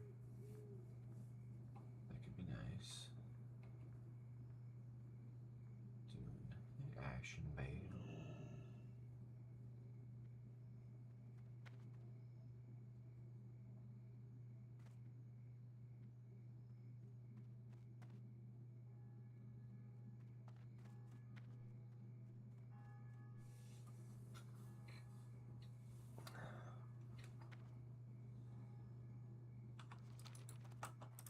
King's honor, friend. Be careful. Guess I'll fly. Hopefully I'll find a tank. Hey.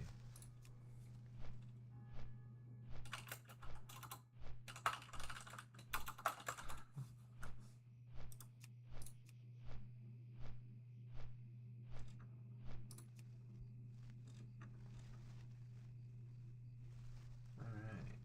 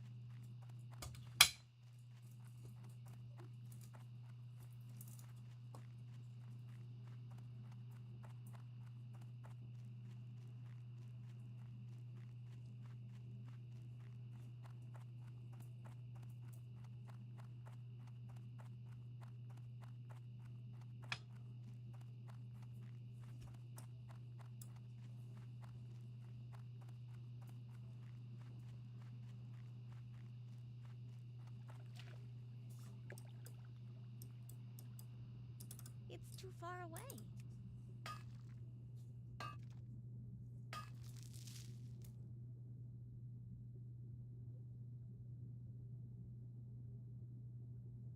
You got a grouper? Uh-huh. Someone, Go Juice whispered me. Oh, really? Said DM. Ah, well. He's We a got a full rogue. group. Oh, we do. Nice. Ooh, good colors. Uh-huh, yeah. Thought so.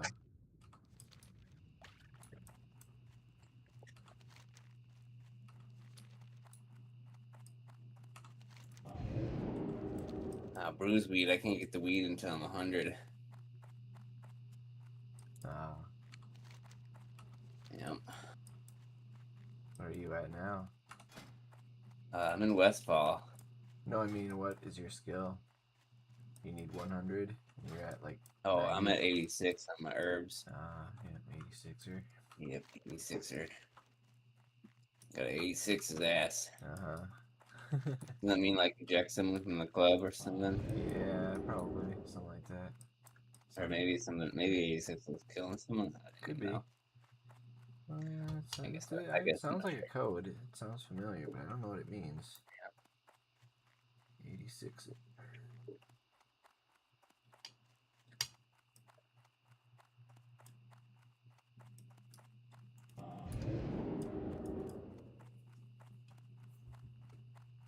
Yeah, eject or dismiss a person from the premises. Yeah, So it is.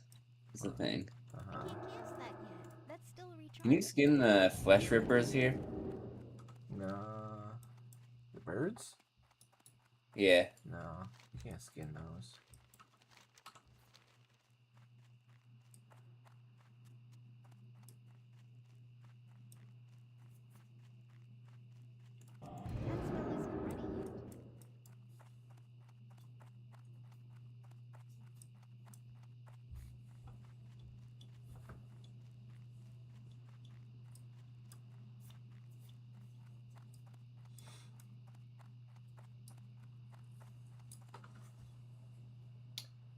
I'm at the stone. Be right back.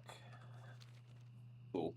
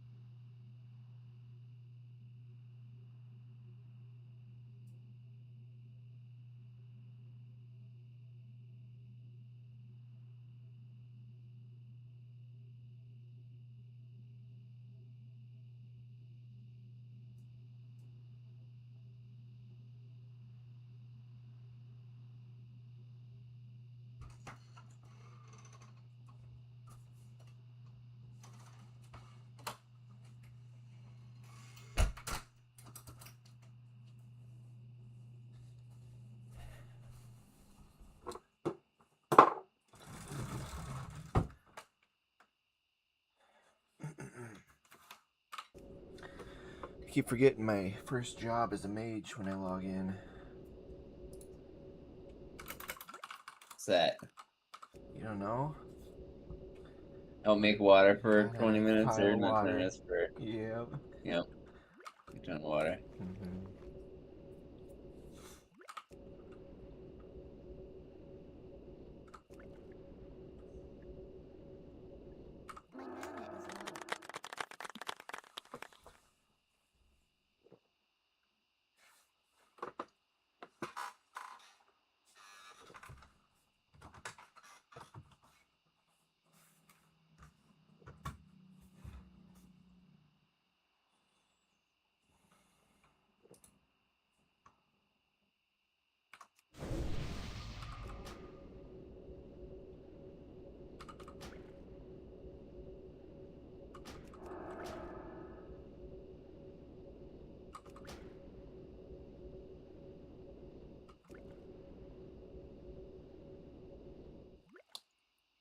Our tank has a pretty good name, don't he? When is it? paladin. That Schlong. Nice. Yep. Yep. That's a name for him. Yeah, he picked that one. All right. I bet he took him a long time thinking of that one. Could have. I don't know. It does, you know. Uh-huh.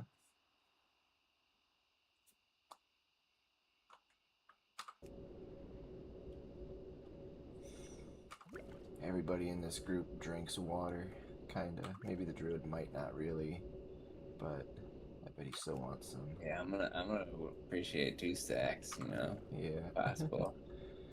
I'd like to. At least I'm For not making them 2 whole at a time. I get 4 per cast. Yep. Good.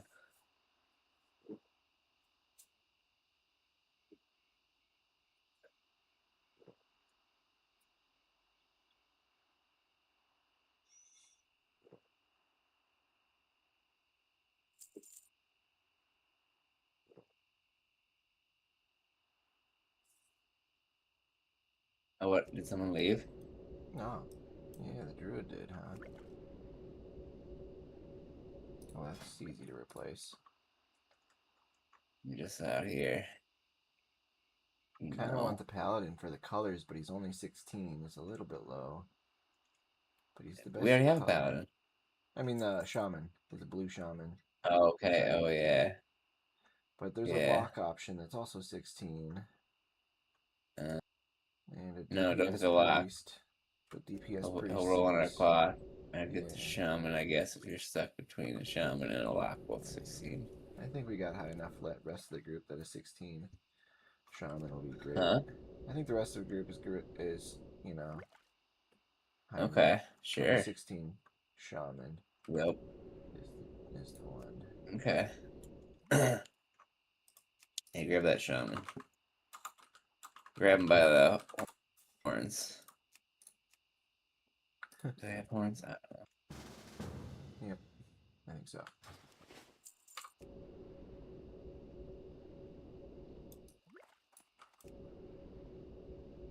Where's Flash Schlong going? I need more mana. Is he outside? Or inside already? Huh? Are you coming over? Oh, I guess we got somebody else. Oh, I thought you were gonna summon me. I know, I thought so too, but that paladin just ran right past the summoning stone and went like inside. Nice. Smooth. Hopefully that's not a bad sign. Yeah, it could be a bad sign. The You're hunter's right. almost here though, so then we can get But going. it's not.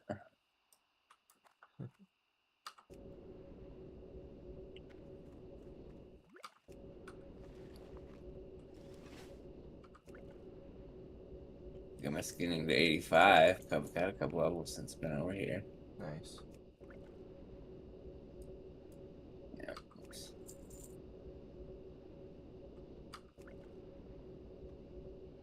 Those same whelps were like a reminder for me as well on my druid. I'm pretty sure, or maybe it was Oh, yeah, this for guy. skinning. Yeah.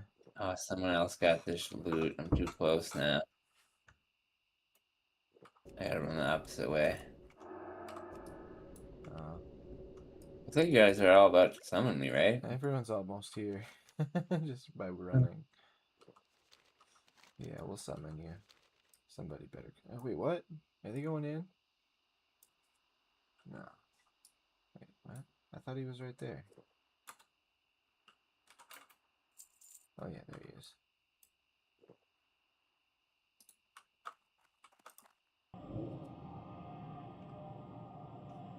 Yeah, Calvin.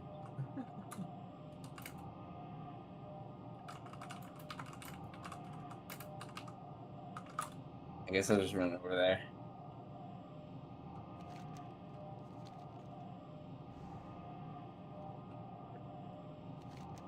We got ya.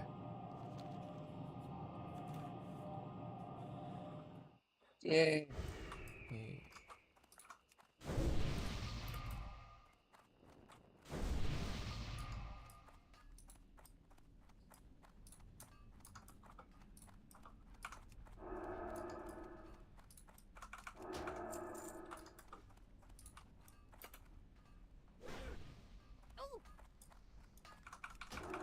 I can't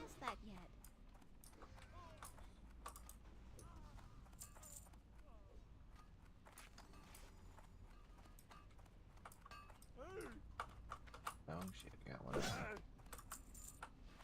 What's that problem? Keep going.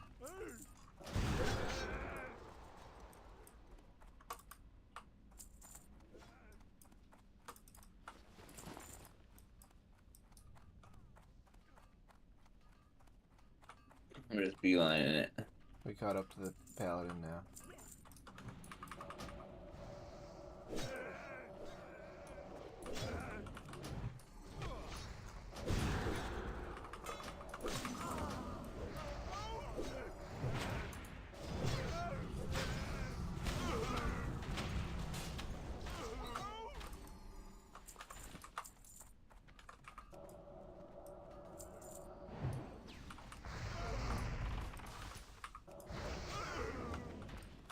I thought that it would mean he might be trying to get the badges, but it doesn't seem like he was even doing that, so I don't know what he was up to. I don't know.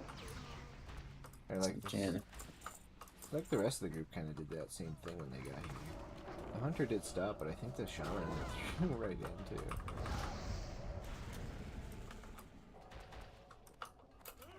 Anyhow, let's get in there.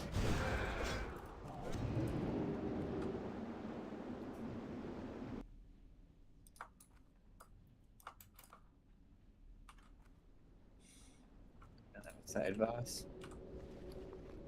Oh, no, down in the thing for the quest. Oh, sick. Dude.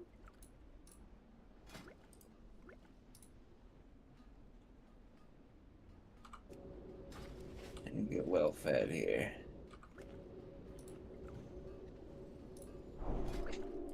Gotta buff everyone up if I can.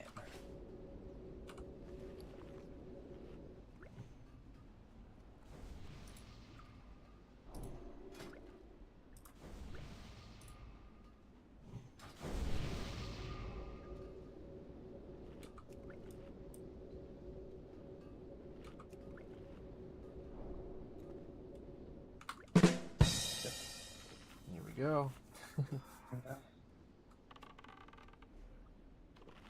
Mm-hmm.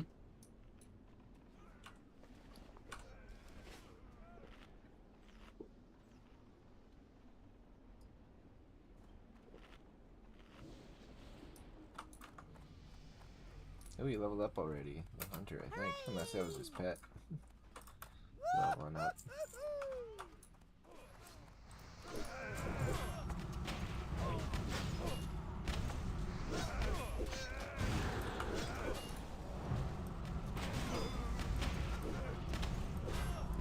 Shit, coming up to the guy. Oh, wow. How was that too? A pretty big pull. Look, kind of big.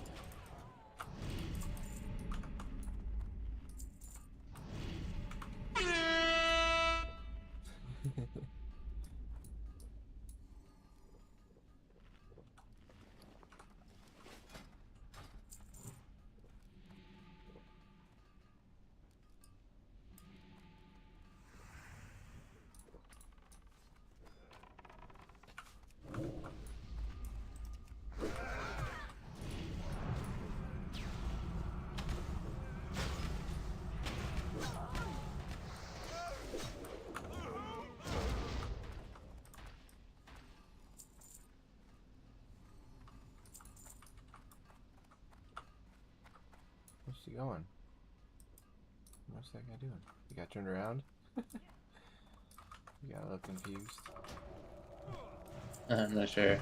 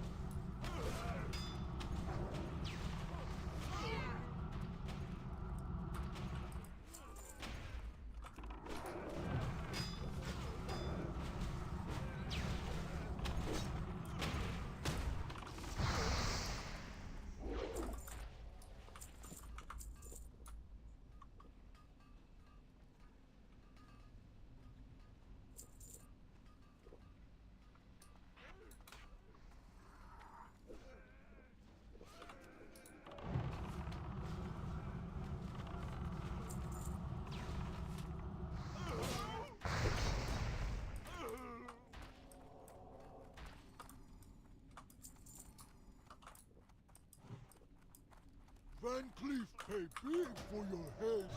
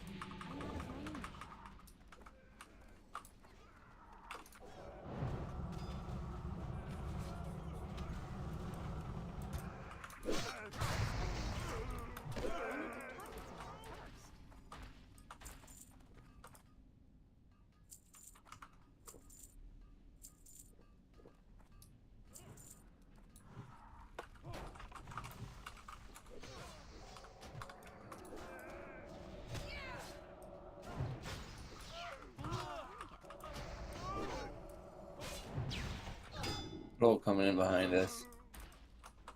Alright.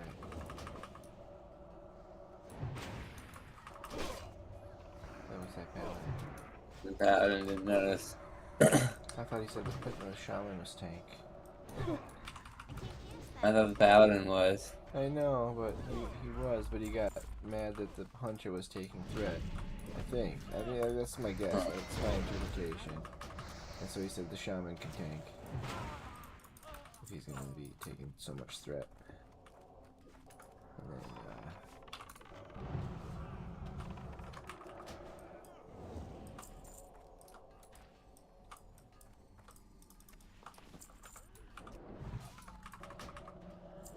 Well, those are better. A little bit better.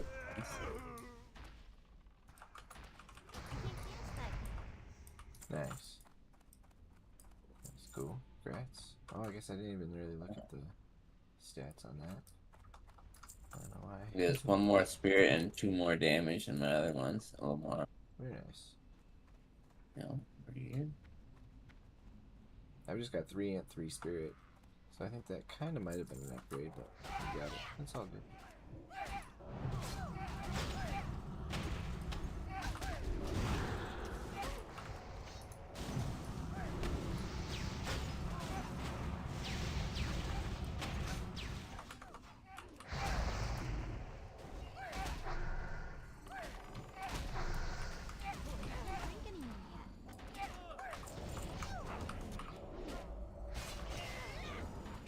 Oh, that's better. I have 2 stamina. Like that, yeah. I got the same thing already. That Sears cape. I got Cool. that. Oh, yeah, yeah. Nice. Pretty decent, pretty decent. Yeah.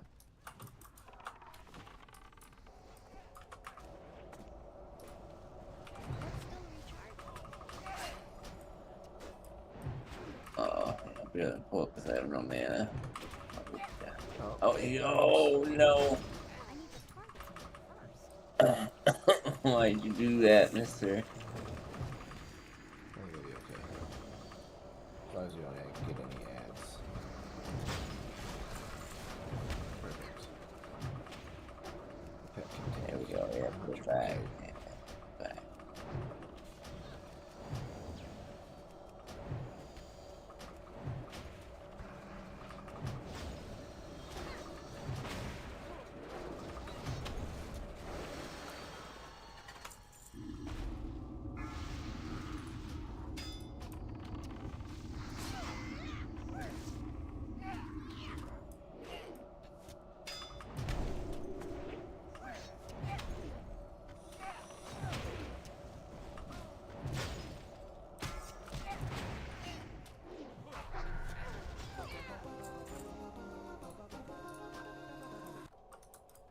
Nice.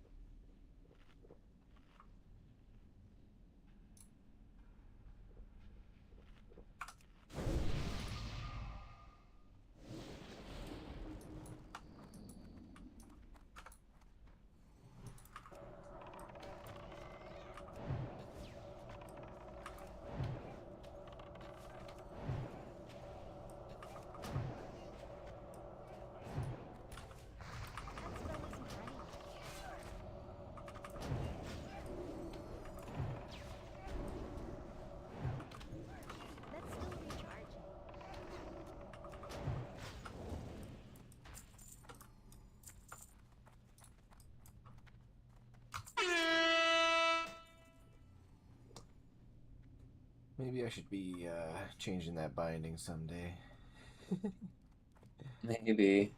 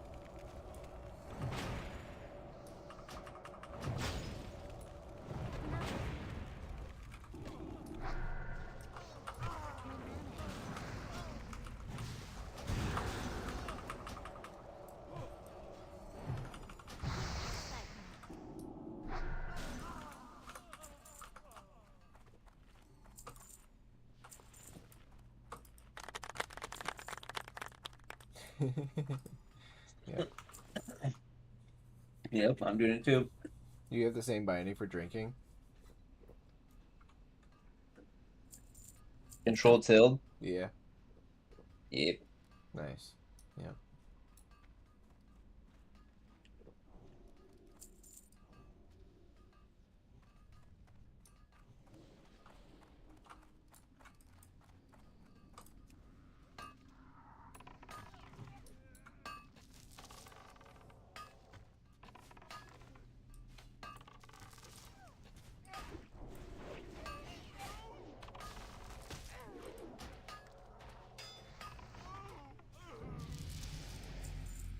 There's the pet. I think.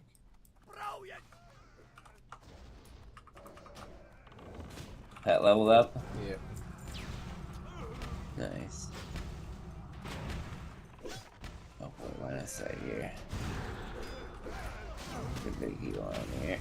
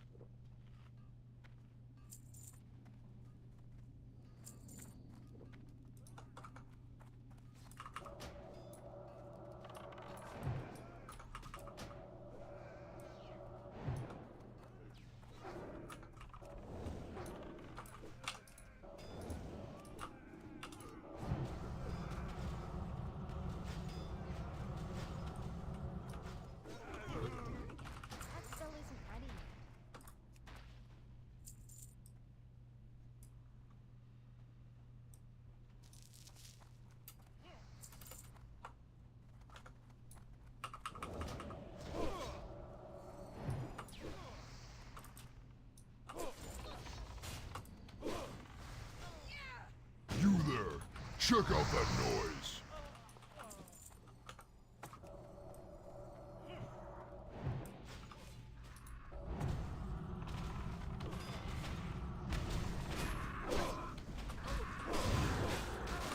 We're under attack! Avast your swabs! Repel the invaders!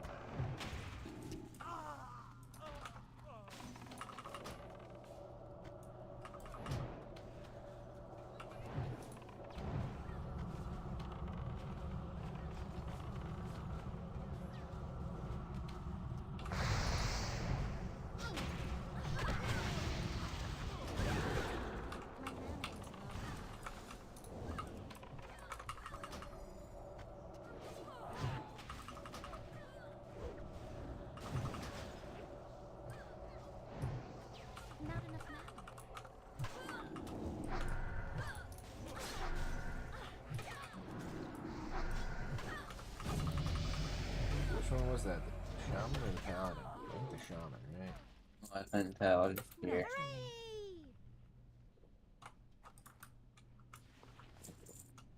Could you tell? I guess, whatever. No, I couldn't tell.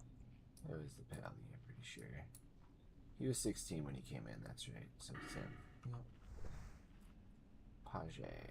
Yep. Page.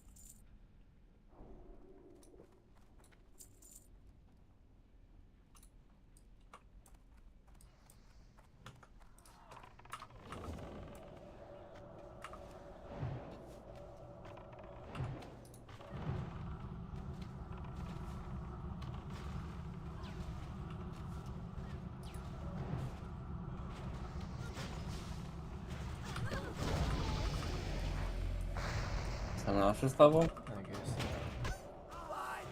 Nice. That was me this time. I didn't even know it was me. Right. Nice, that'll happen. Yep. Alune be praised.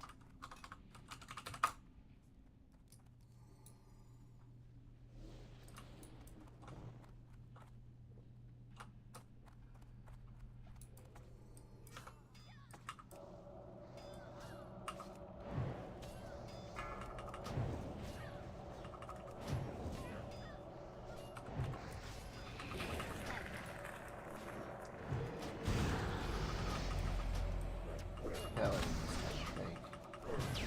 I don't even know. Yeah, it's down.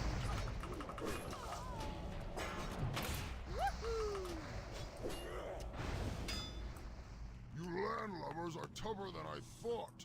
I'll have to improvise.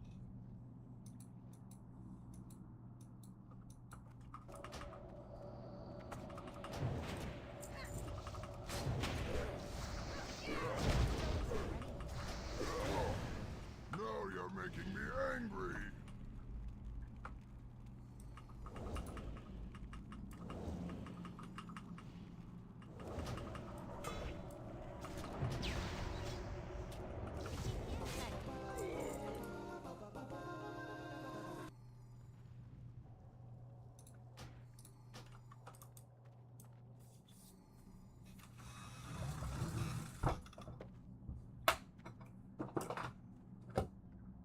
The tank's going AFK for a second here. Alright.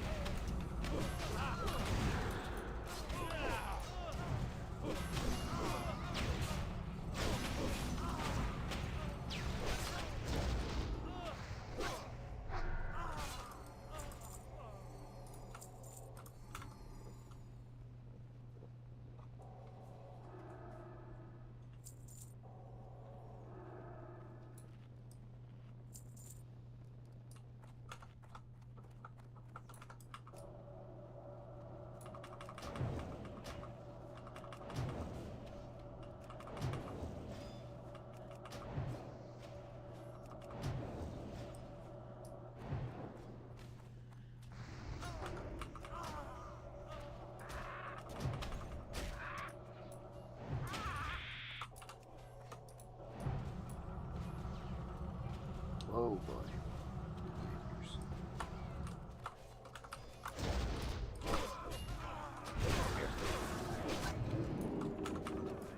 Chill.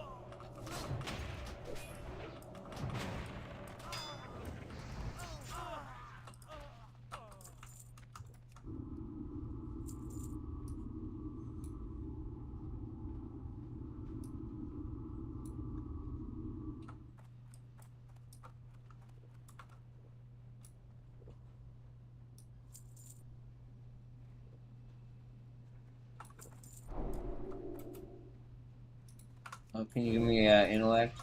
Nice. Yeah. Oh, nice. Yeah, look at that. Thank you.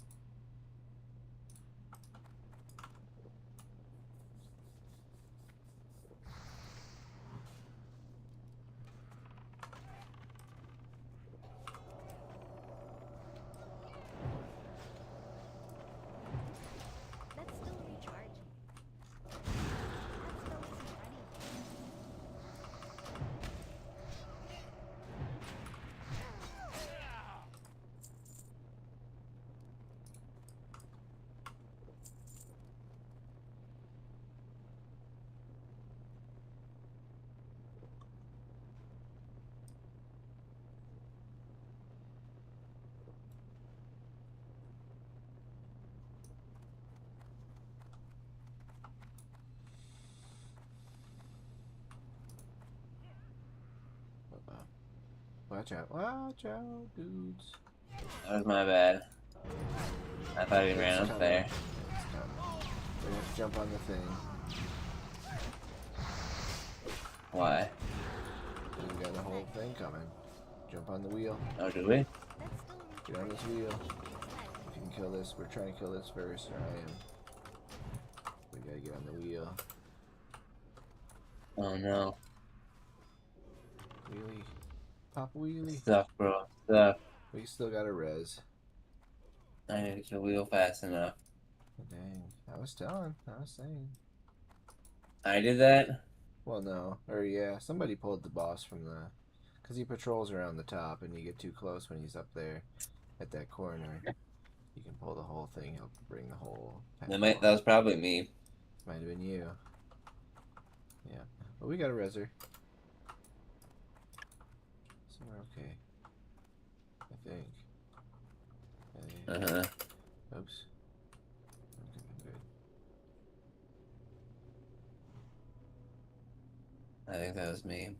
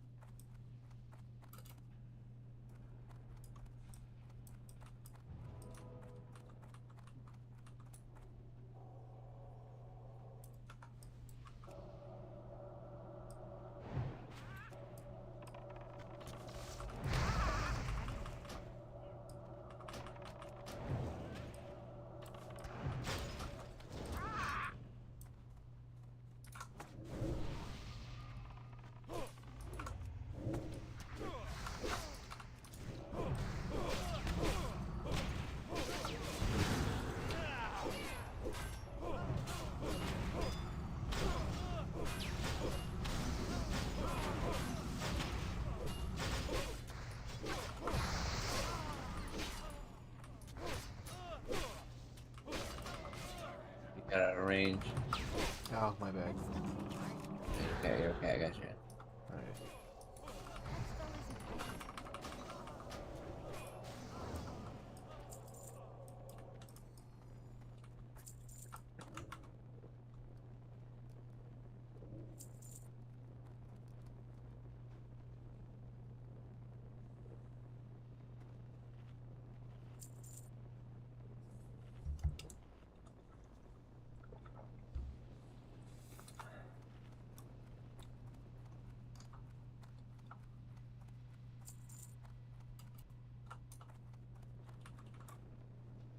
Oh, here you come. Watch out.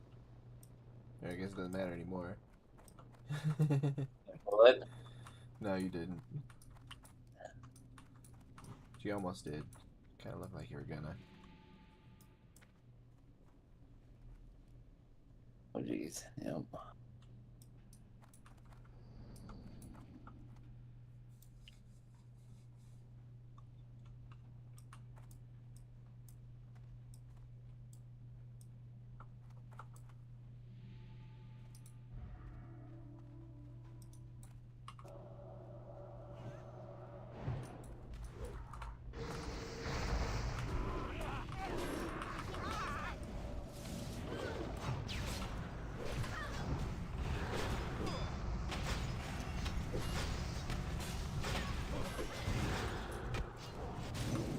Oh, I just got jumped off the cliff. You fell off? I almost did. I was real close.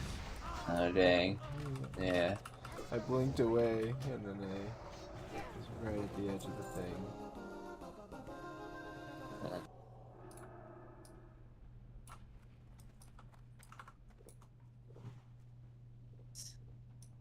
You're crazy.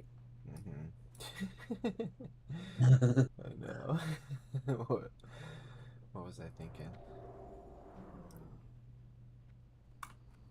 None may challenge the Brotherhood.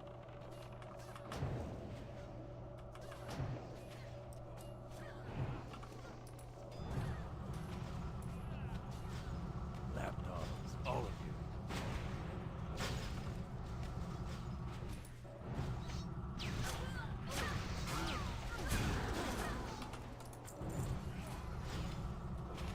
Stay down. Fools are causing fight.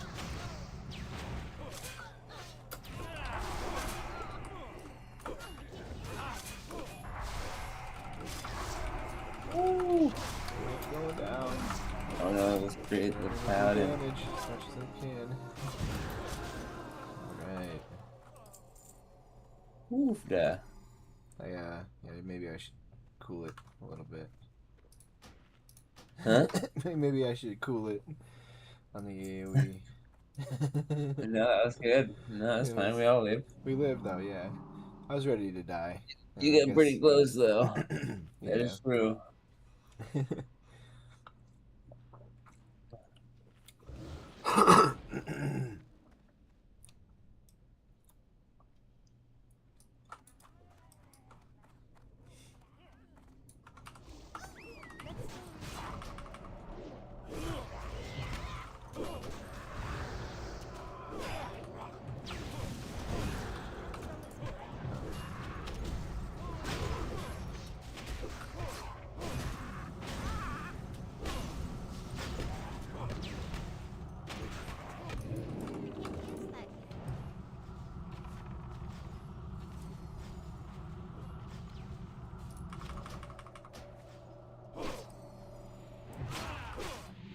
Hey, now the paladin leveled up, I think. Somebody did. And I got lag. Oh no, I'm lagging. Disconnecting? Not quite. That's how you jump. That was a lag. Cheer. Oh yeah. That was the last thing I did right before the lag spike. Uh-huh. Funny. Oh, not the... It didn't give us the wand.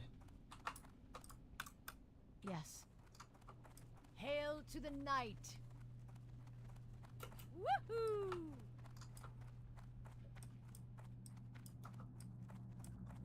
Oh, and a new cookie? Huh? Cookie sparkling still. Garbage on it for me. Yep.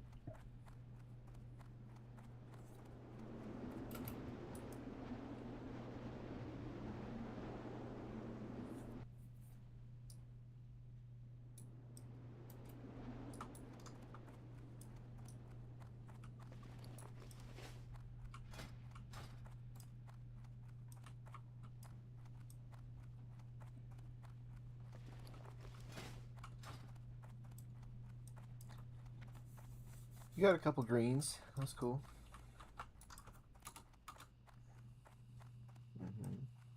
Yep. We'll get some XP, I think, right? Yeah. I leveled up. Plus 3 bars after leveled. Mainly just doing it for XP. Yeah, that's true. It is great XP.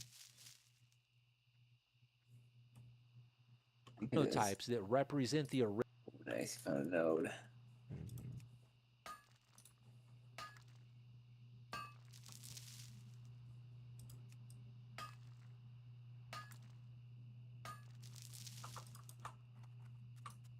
Hey.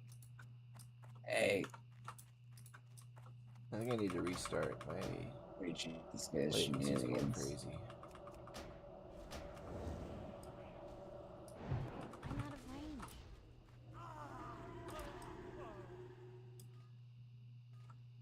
Well, that's better.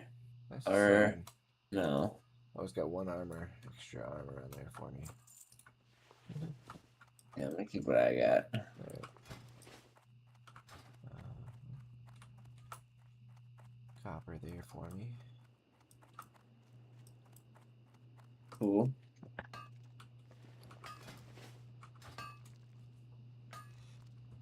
I need to hit a vendor. Get pretty well down to 11 slots. Sure. 11 slots, I mean, yep.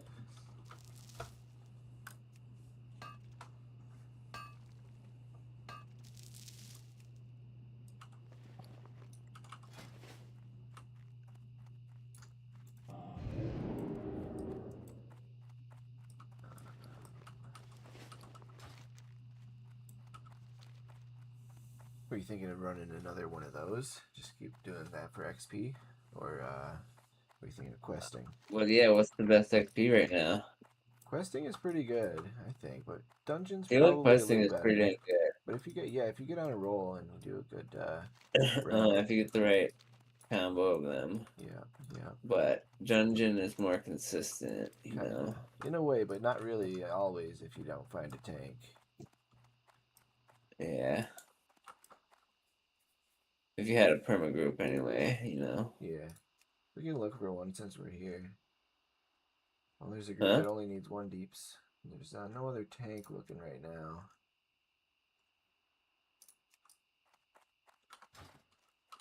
So, I think maybe Red Ridge. Did you do much there? What did you do there? No, I just did the whelps. Okay. That could be a good place for questing. Yeah. We can actually even start into Duskwood. A little bit high, but we could actually probably prefer higher level stuff, right? Or maybe not. I don't know. Oh, is that node back here? Right. Major Royale, that's a good one. Nice. Yellow.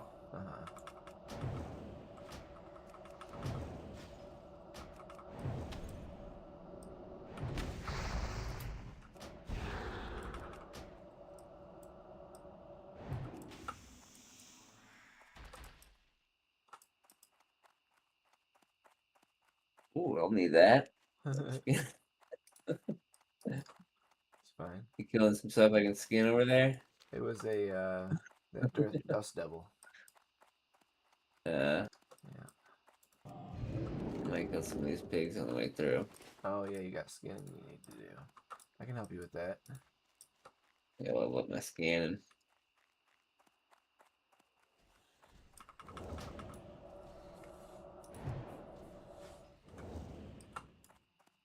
Oh, you got that one. I Gotta got run it. all the way You back. can skin it. Oh, really?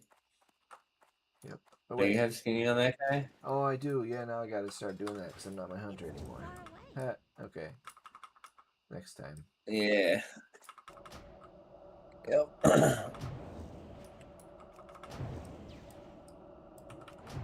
I'm just go buy loot, you know, like we did before. Yep. It's a good way. Nice. Uh-uh.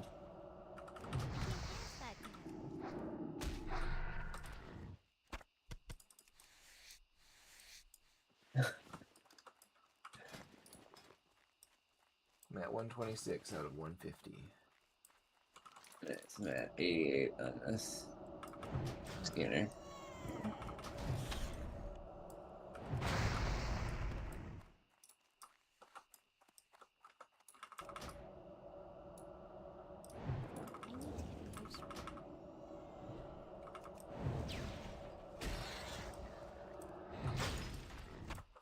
I can't root that. I thought there was one behind us. Whatever. Yeah, we're going to flight path to go to Red Ridge then? I'll check the tank one more time. We're heading, right? I'll look for a tank, but no, there's no tank, so I think questing is the move. And Red Ridge or Ashenvale are the places. Ashenvale's a little ways away though, comparatively. Yeah, a little ways away, and you have to travel. I know. So yeah, a lot of travel. A little ways. Yeah. Oh yeah, and I said I need a restart. I didn't do that yet. Yeah. I'm gonna hop on the flight path because then I can get an instant log, and then get a restart. Oh, that's good. Good idea. Hopefully that fixes my ping. Instant log, huh? Yep, I need some instant logs. Yep, instant logs. New X-Lax. Instant logs. Need something? See you later. Okay. I'll be right back.